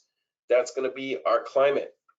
Were they having any strenuous activity? Were they putting out a lot of physical energy on top of all of this increased climate, increased humidity, decrease in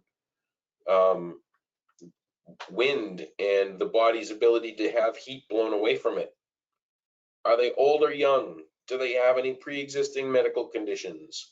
Are they taking any medications? Or have they gone from a climate, say, something like, the North Pole, and then all of a sudden went down to Disney World in the middle of August? If you are not used to the temperature that you are exposing yourself to, you are just begging for trouble.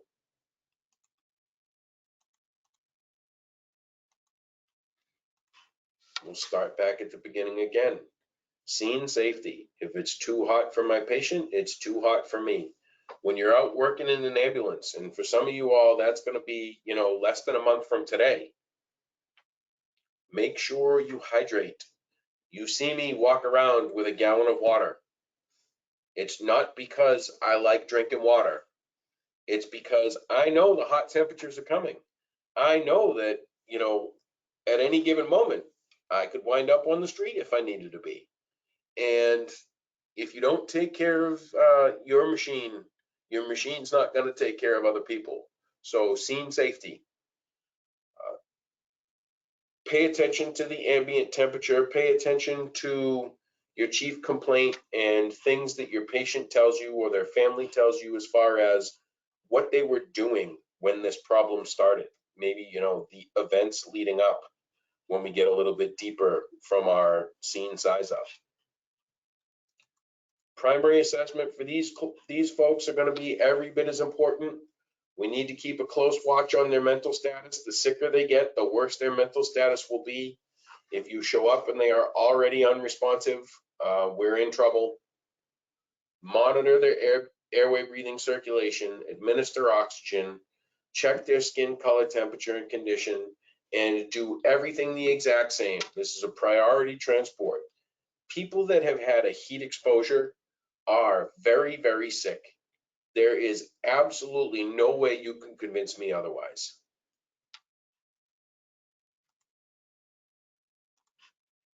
How do we treat? Well, would you look at that? remove them from the environment. So just like with our cold patient, we're going to remove them from the heat.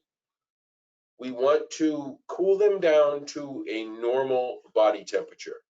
We don't want to shock their system and dunk them in an ice bath, because that's going to make them shiver, and making them shiver is going to make them use energy and create heat that we don't really want. So first and foremost, get them out of the hot environment. Get them into your ambulance. With this patient, have the AC set to, meat locker. Get a good patient history. Get a good physical exam. Get your vital signs. Look for signs and symptoms that stick out to you.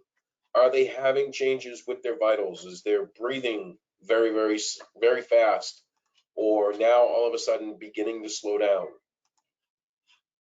If your patient is conscious and alert and speaking to you and have mostly normal skin color, temperature, and condition, get them to a cool place, get their clothing off, and apply cold, wet compresses. Soak down a sheet and put it on top of them before you put them into the ambulance. And then that sheet will actually start to chill them a little bit when the cold air hits them. Lay them flat like any other patient you think may be in shock. This says give them water if they don't have any altered mental status. I caution you against doing that in the back of the ambulance. But most importantly, get them transported. If your patient has a poor skin color, temperature, and condition, again, get them moved to a cool, dry place. Get all their clothing off. Administer O2. We're going to cool this patient as well, the exact same way. Do not give them anything by mouth. They are not responsive, just like anyone else. If they're not speaking to you, not conscious, not alert, nothing by mouth. Get ready for them to vomit or seize. And why would vomiting or seizing for a patient who's already burned through all of their body's reserves as far as fluid goes, already no longer able to get rid of the heat that their body generates, why would those two things be particularly problematic? Would their body start to um shut down or something? Yeah, well, those seizures are going to generate heat, right? Because it's constant muscle twitching. So you're absolutely right when you say their body's going to start to shut down, but we can look at the actual physiological cause and effect here. Those seizures are going to generate heat. My patient's already too hot. That vomiting is going to cause my patient to lose fluid. My patient already doesn't have enough of that. So the body now, in shutting down, is realistically starting to kill itself. Cool them down and get them transported. Can ALS give them like saline or something to hydrate them? Absolutely.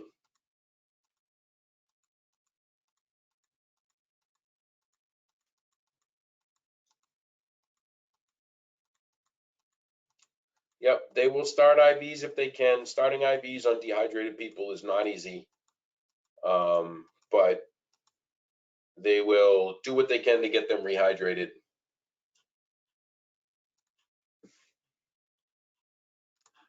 All right, folks, I'm going to put you on pause here for a minute, and I'm going to have Mr. Will come in and pinch hit for the rest of this lecture. We've made it through hot and cold. Boy, that was just earth-shattering, difficult, horrible, awful stuff, wasn't it? So I'm going to put you out for 5 minutes, and when the lecture resumes, Mr. Will Donovan will be sitting in for me.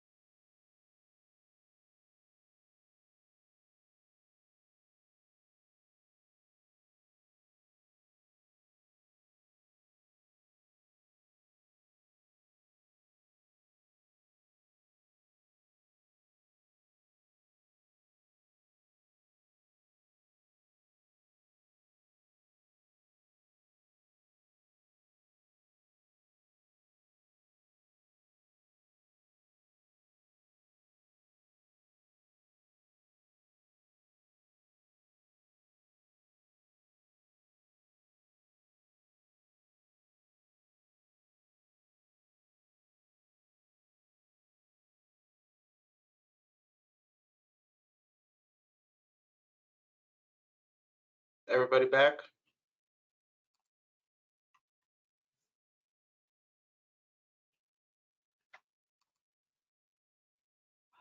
All right, good. Can everybody hear me? Yes. All right. Where did Tommy leave off?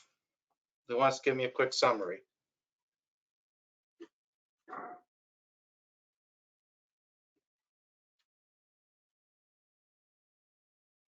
Don't all jump at once. He We left just off. finished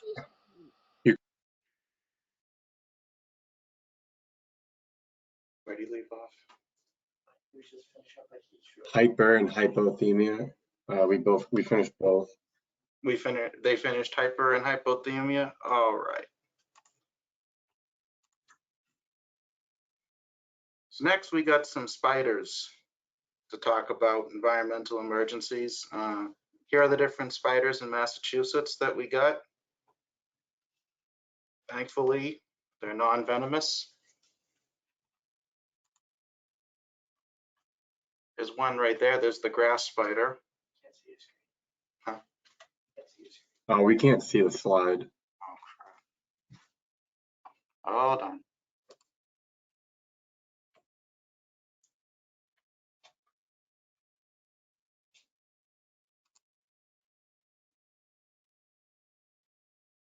Yep, we can see now. There we go. All right, so we had to talk about spiders now. This is the grass spider.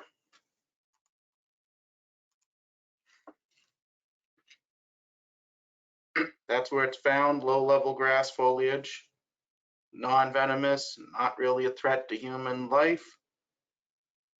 Can't really puncture skin. So I don't know if somebody's going to call 911 about this. It's probably going to be for a psych emergency because they don't like spiders.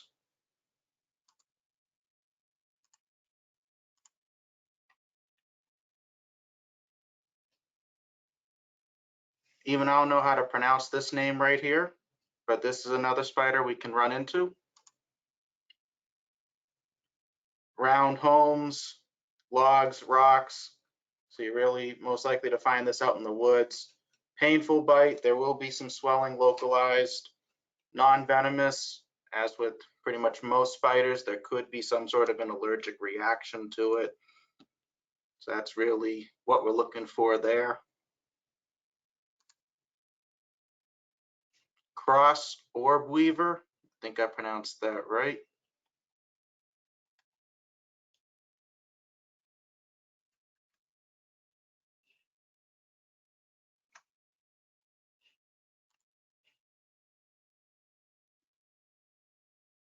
Everybody can still see the screen, right?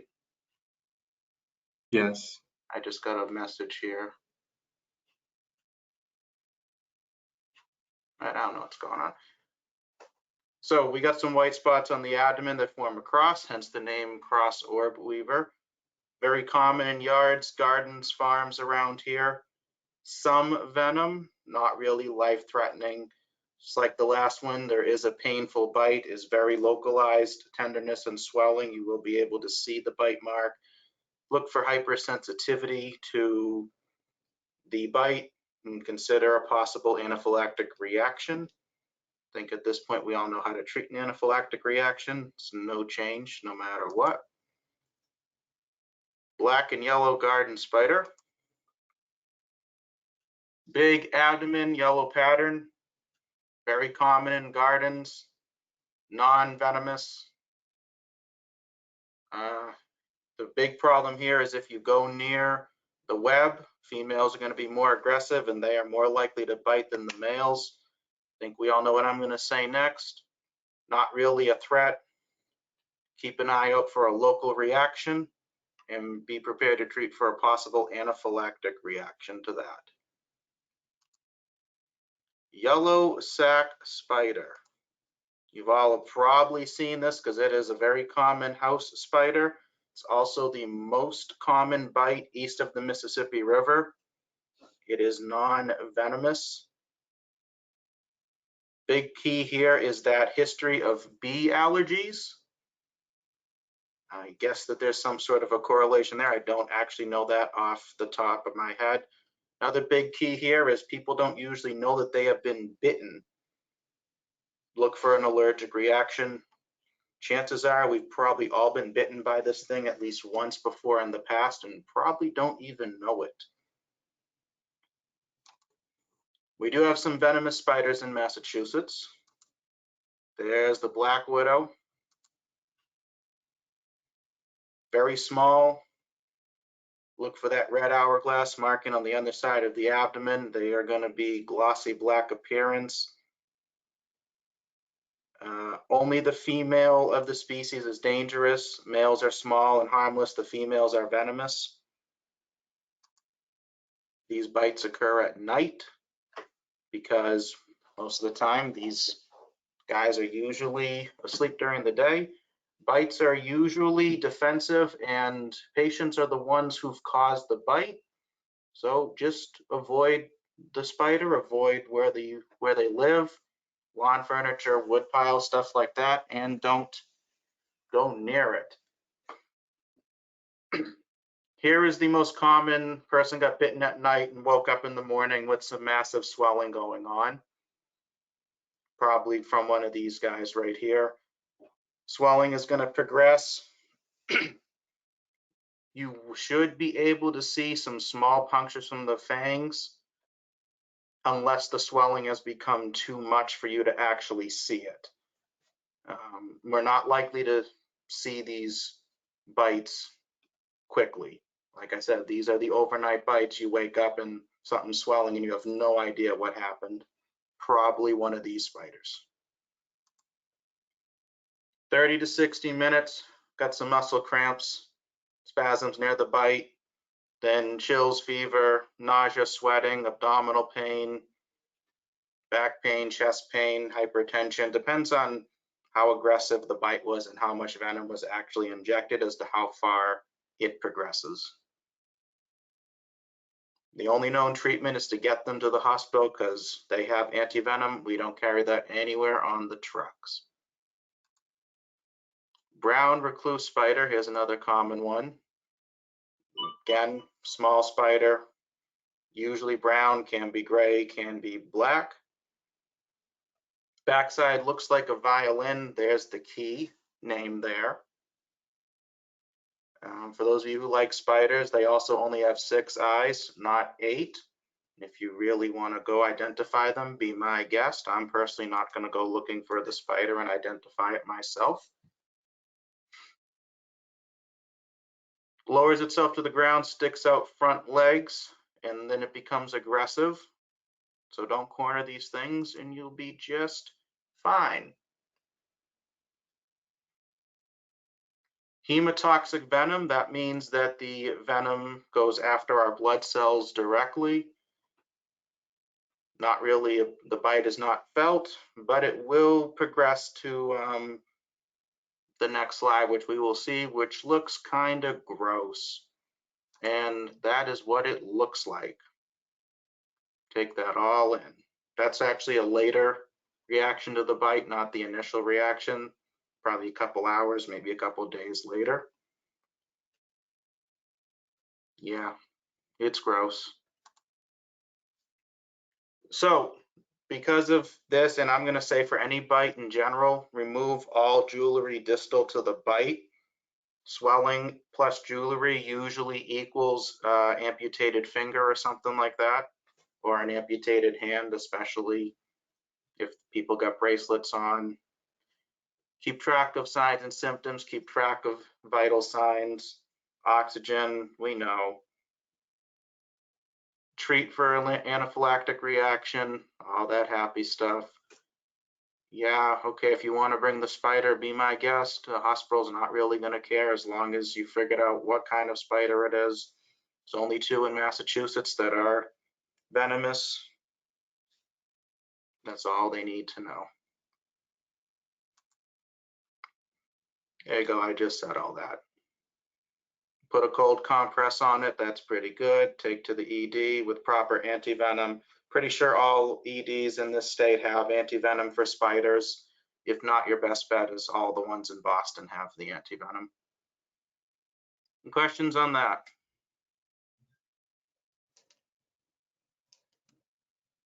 I'll take that as a no.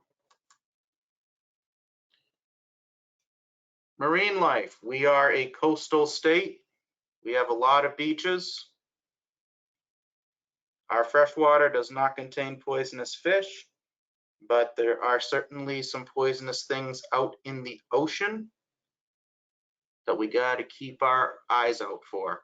Especially if you work for Cataldo, we do have a lot of our cities and towns cover beaches. It is very common that we go to beaches, not necessarily for a marine life-related incident, but it's always a possibility. Dogfish bite has a lot of bacteria. 3 kinds of dogfish that we have. Bony fish can carry a lot of bacteria too.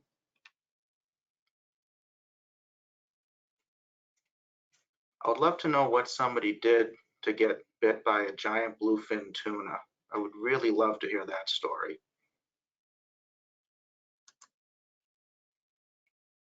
There you go. There's some pictures of them. Although the top one is a shark. We do have sharks in Massachusetts. Sharks are bad.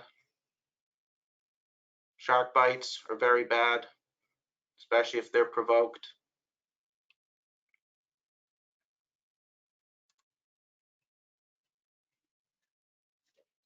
We also have seals, especially around some of our docks in Boston and everywhere. That's why we have a lot of sharks, a lot of tourism there. With all these bites, pressure dressing's probably not going to help at all. We've got to put a tourniquet on the legs there.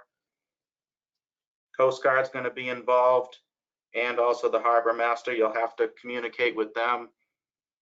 Medflight, we'll talk about creating a landing zone when you guys get in for skills this afternoon, because you are going to get the trauma assessment, and we'll talk about Medflight then.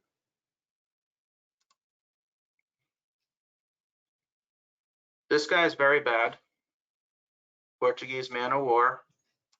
It's a jellyfish all throughout the Atlantic. Travels with current. Always found in very large groups. The tentacles can be 10 feet or longer, and the tentacles themselves live long after the actual organism has died. That's why a lot of times these Portuguese man of war stings occur, because somebody decided to approach it while they're on a beach and decided to touch it. Then all of a sudden they have problems. So up to 3 months these things can live. Immediate burning and welting on the skin wherever the tentacles touched, 2 to 3 days. Venom does go to the lymph nodes, causes a lot of pain. There's just not enough pain meds that are actually going to treat these patients. They are just bad. They go to shock, they have fevers, they usually die from heart and lung failure. Warm salt water can help with the pain. Cold fresh water and ice make the pain worse. So we are not putting cold compresses on these stingers, not at all. There is also a little folk legend out there that if you decide to take a piss on these stings, it'll help. I don't recommend it. Don't pee on your patients, please, because it doesn't actually help. Oh, we skipped a couple of things here. Does vinegar help? Like white vinegar? I'd have to look that one up. I'll give you the answer when you get in. I don't think it does, but it could help. Either way, we don't really carry vinegar on the trucks. Mosquito bites. Yeah, we have a lot of mosquitoes in the state. The issues there are West Nile virus and Triple E. That's a mosquito. Everybody doesn't know what they look like. West Nile virus. Once you get infected, it takes a good 2 weeks to actually become symptomatic, if you even become symptomatic. It's about 1% actually do become symptomatic at all, and it's non-specific. Look at that: fever, fatigue, headache, muscle pain, muscle aches. This doesn't say it, but there is also some neck pain as well. So it can resemble a whole bunch of different things. If left untreated and you actually do become symptomatic, it can cause meningitis, which is an inflammation of the tissue that surrounds the brain, and that is life-threatening. There. No vaccine available. Don't get bitten by a mosquito. You'll be fine. That's why we have mosquito nets. That's why we have insect repellent. And what else about triple West Nile? This is another thing I'm pretty sure most, if not all of us, actually have probably been infected with it, and we don't actually know that we've ever had it, as 1%, if that. And that 1% there is actually very generous as to how much do actually become symptomatic at all.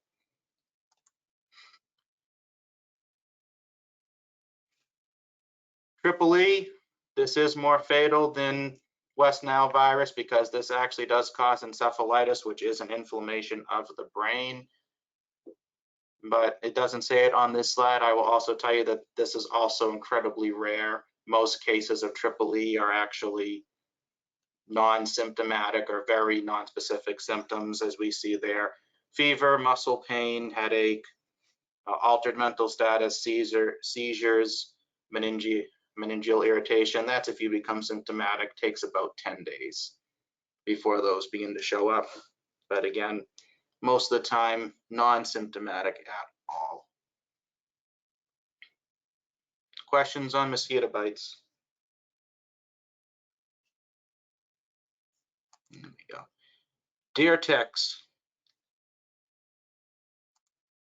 Yeah, we have deer ticks. They feed on larger mammals, most likely deer. That's why they're called deer ticks. The only real thing going on here is Lyme disease. These things last about 2 years.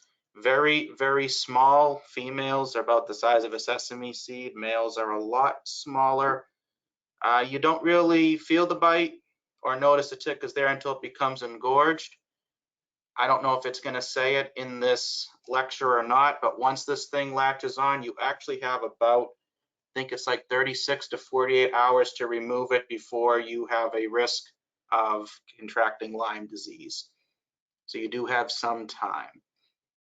Remove it with some deer tick tweezers. Don't try to set it on fire. I know that there's another folk legend around. You just take a lighter to it. You'll probably burn yourself or the patient. Lyme disease, I'm not even going to attempt to pronounce what the bacteria is called. It is transmitted through the infected ticks themselves. Fever, headache, fatigue, skin rash. Everybody knows what a bullseye skin rash is, or you can at least Google it. That's what it looks like, very common. When it's untreated, it goes to the joints, specifically the joints, and it does cause very, very severe joint pain. And in severe enough cases, it will go to circulatory system and nervous system and cause some problems with our heart, lungs, and our brain. A lot of treatments available for Lyme disease, though, especially if it's caught.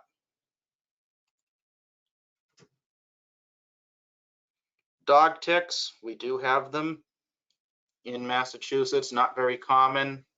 Give something called Rocky Mountain fever and tularemia. Rocky Mountain spotted fever is potentially fatal. Very high fever, very severe headache, abdominal pain, uncontrollable vomiting. That's what most likely will cause it to be fatal. They just become very volume depleted. And there is a rash a couple days after the bite. I don't know how long the tick has to be attached to spread that one. I would imagine it's probably similar in time to Lyme disease.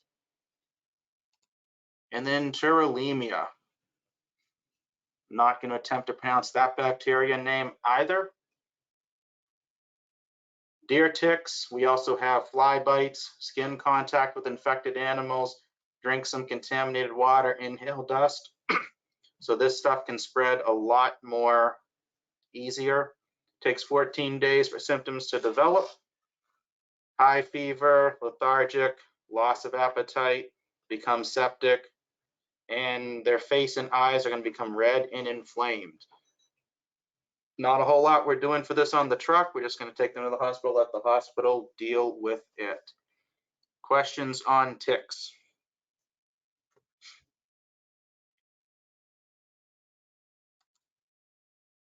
Who likes dogs? Me. Good, I can't be the only one. I used to have German Shepherds too. A lot of dog bites per year, 300,000, 10,000 hospital admissions, 20 deaths or so, most likely caused by secondary infection. A lot of bacteria in dogs' mouths, not as bad as human mouths though. I would rather be bitten by a dog than a human, to be completely honest. So the only severe dog bites are going to be head and neck. That's really all we care about. Most dog bites are going to be on arms and legs. Bleeding pretty easy to control with direct pressure, maybe a tourniquet. Other than that, unless it's head and neck attack, not going to be fatal, not going to be severe. But those are the scenes where the dog needs to be controlled before we enter. A lot of people get bitten every year. Children are the most common because they are the shortest and they tend to put their faces right next to a sleeping dog. That's never a good sign. There you go. That's why it's harder. It's why it's worse with children, because the dog is going to attack their head, neck, and face. They're lower to the dog's mouth. Adults, we put our hands or our arms out to protect ourselves, so the dog's going to latch onto the first thing it grabs onto. Rabies is the big thing. Most human rabies cases come from dogs. Rabies is not treatable in humans. There's only about 6 known people who have ever survived it. Good news is rabies has a vaccine against it, so it's very unlikely that we will ever catch rabies. And you got plenty of time if you get bitten by a rabid animal. You got like 10 weeks or something to get the vaccine series to avoid actually becoming infected with it. Rabies likes to be slow. Staph infection. Very common bacteria that lives on us anyway. Very common upper respiratory infection. That's our pneumonias. Any dog or cat breed of any age, it's the most common bacteria that we're going to find out there. Those are some signs and symptoms of it.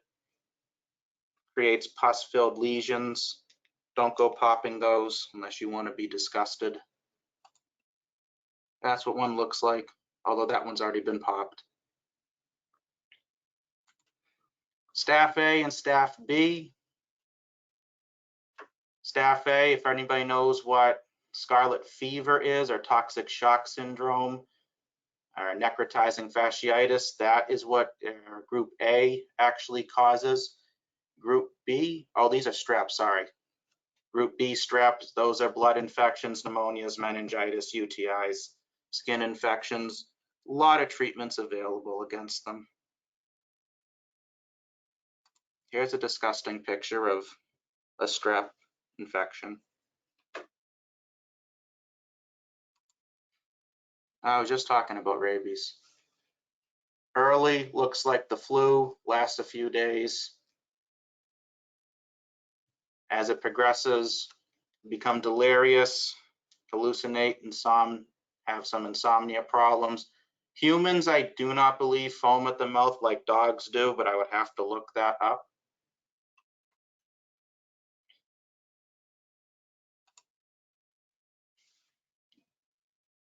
There you go, there's rabies. Basically, it's fatal if it progresses. Yeah, less than 10 documented cases of survival. I think the number is 6, maybe 7.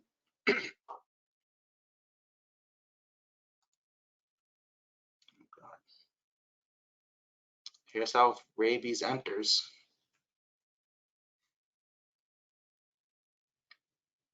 So rabid animals don't really show fear of humans no matter what. They attack, they bite. Virus proliferates in the skin, under the skin, makes its way to the spine where it travels up to the brain, takes its time, makes us have some high fevers, painful spasms. Nothing we can do for it, nothing a hospital can do for it.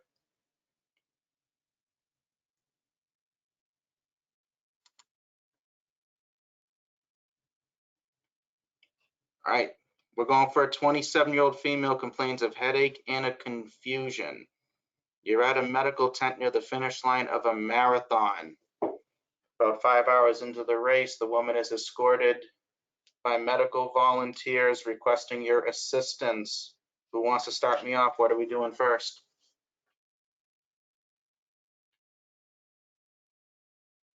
Scene safety BSI. All right, scene is safe. Let's see what we got next. Awake but lethargic female runner, unsteady on her feet, altered mental status and headache. What are we doing next?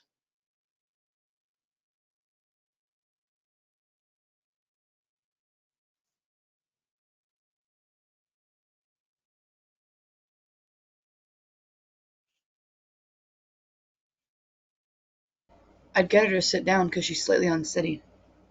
That's good. I like it. I like it. I like airway better though. Well, Airway patent. Breathing fast 24, lungs are clear, circulation weak, pulse rapid at 118. Her pressure's a little bit low. What do we think is going on with her? Dehydration. Dehydration. I like it. What else?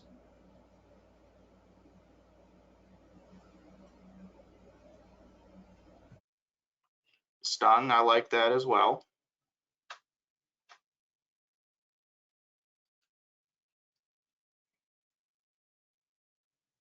Anybody want to make an argument for hypoglycemia? Make an argument for hyperthermia? She's been running. Oh yeah, hypothermia I kind of agree with. I agree with it too.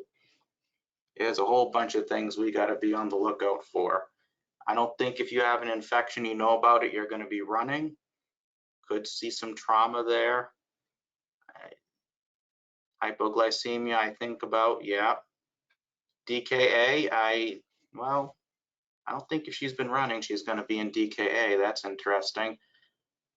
Could she have done some meds? Yeah, I like that. Hazmat situation, probably not. I doubt she's septic. I really doubt she did a bunch of cocaine and then decided to run a marathon. It is possible though. I really doubt she's going through withdrawals. Ventricular tachycardia, supraventricular tachycardia. Yeah, her heart rate's not high enough for me to make those arguments.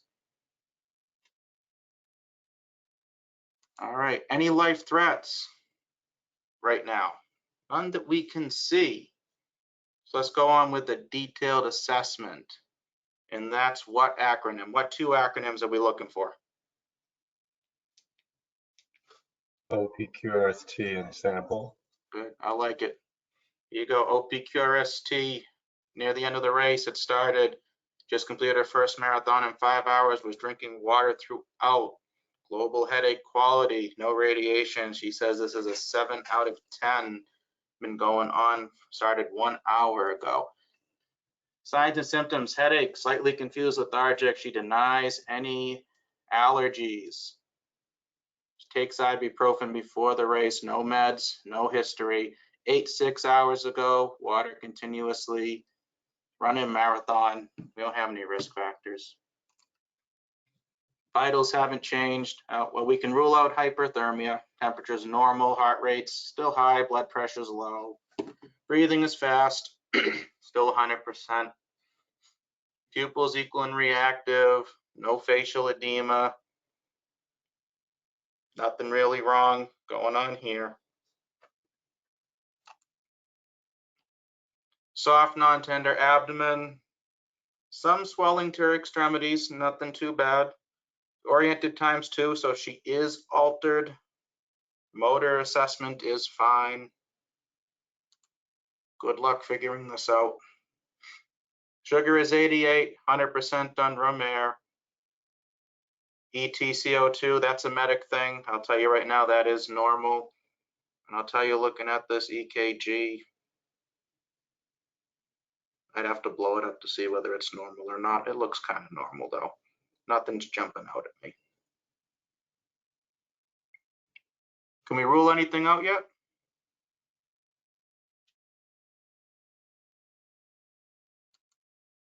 I think we The can. glucose was normal.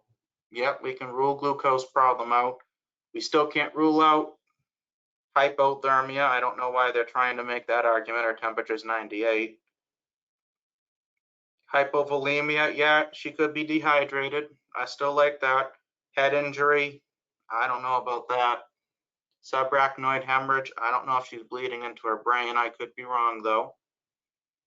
Exercise associated hyponatremia, that means she doesn't have enough salt in her blood. That's a possibility. But we're about to see her deteriorate. So now, taking a look at her, she has a seizure that lasts 2 minutes. Amazing, you have testing that you sent to the lab and it somehow came back at 120 sodium level. Ignoring all that while she's seizing, or after the seizure, she's unresponsive. What do we want to do?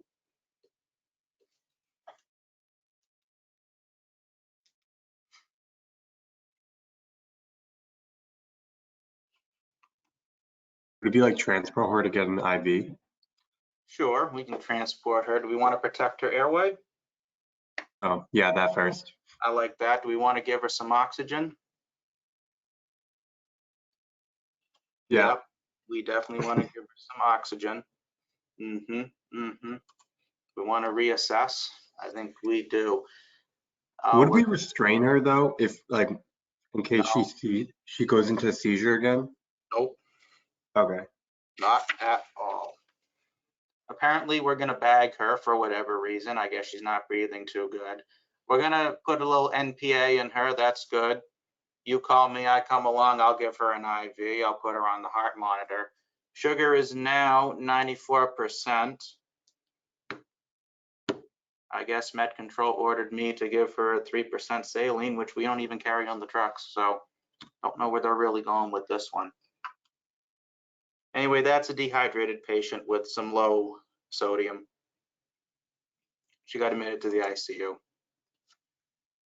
Hyponatremia, same thing. So what was the problem? She drank a lot of water, but she was not bringing in a lot of salt. This is why marathon runners, they often have, along with the water stations, they also have a bunch of salted foods for them to snack on while they're running. So this is the most common electrolyte problem, is actually sodium problem. In her case, she sweat it all out. And low sodium causes seizures, they become comatose, respiratory depression, all that happy stuff.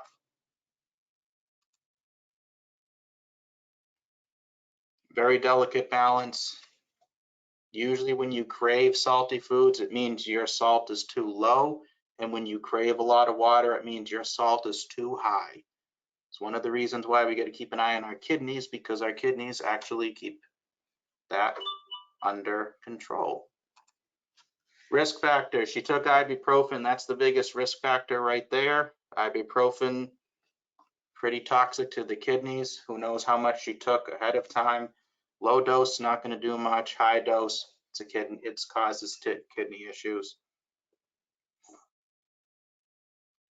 She drank a lot of water. That's another problem there.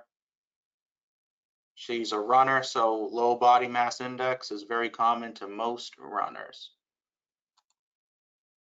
All right, what could have happened? Well, we reached a good enough diagnosis. We treated her correctly. We didn't do a whole lot there. Let's see what else we got. Here we go. 48-year-old male cannot walk. Go to an apartment building. Patient's wife meets you, brings you to the room, says he woke up this morning and could not move his legs.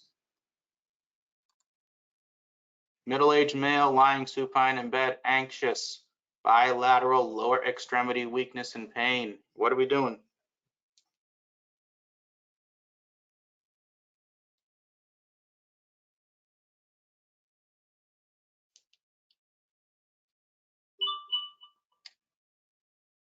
No one likes scene safety, BSI. No one wants. Scene safety, BSI, check his airways, breathing, then his pulse. There you go. Wake and alert. Patent mildly tachypnic. Lungs are clear. Pulse is fast. Pressure is low. What are we thinking now? Give him some O2. Mm-hmm. What could be going on with this guy? Well, this is the same thing I just showed you a couple of slides ago. They're reaching the same exact thing. No life threats. None at all. Let's get a detailed assessment here. 15 minutes ago with the symptoms, says he was normal last night. He admitted to doing a bunch of alcohol and heroin last night. Has a back pain. Goes down to his butt. Can't move either leg. No radiation. This is a 15 out of 10. Started 15 minutes ago. I'm already suspicious.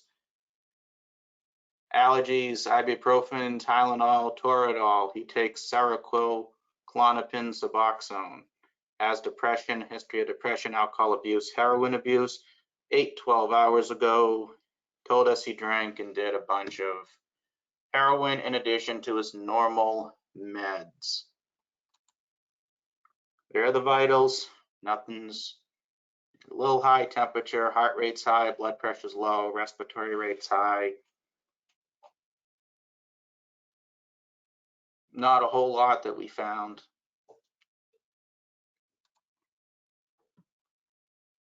Extremities appear normal.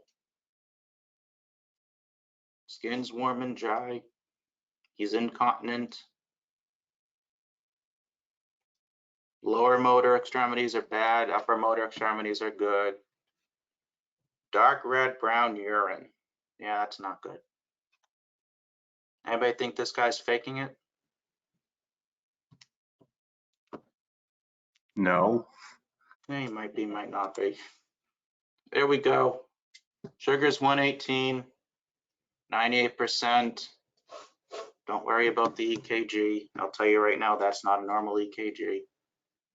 We're not going to have pH in anything in the field, but I'll tell you right now, none of that is normal. Could this be a stroke, spinal injury? Yeah, all the above. How are we going to treat this guy?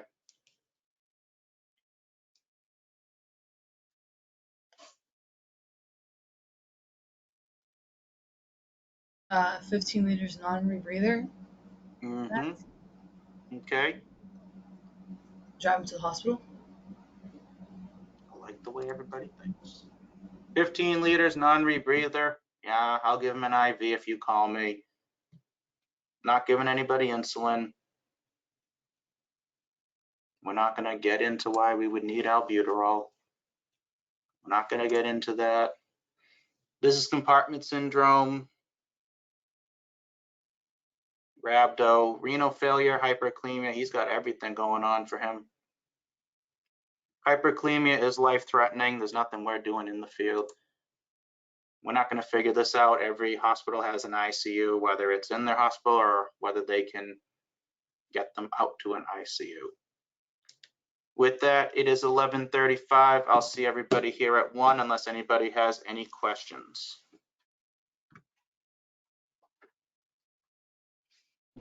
Thank you. Thank you. All right, thank you. See everybody at 1.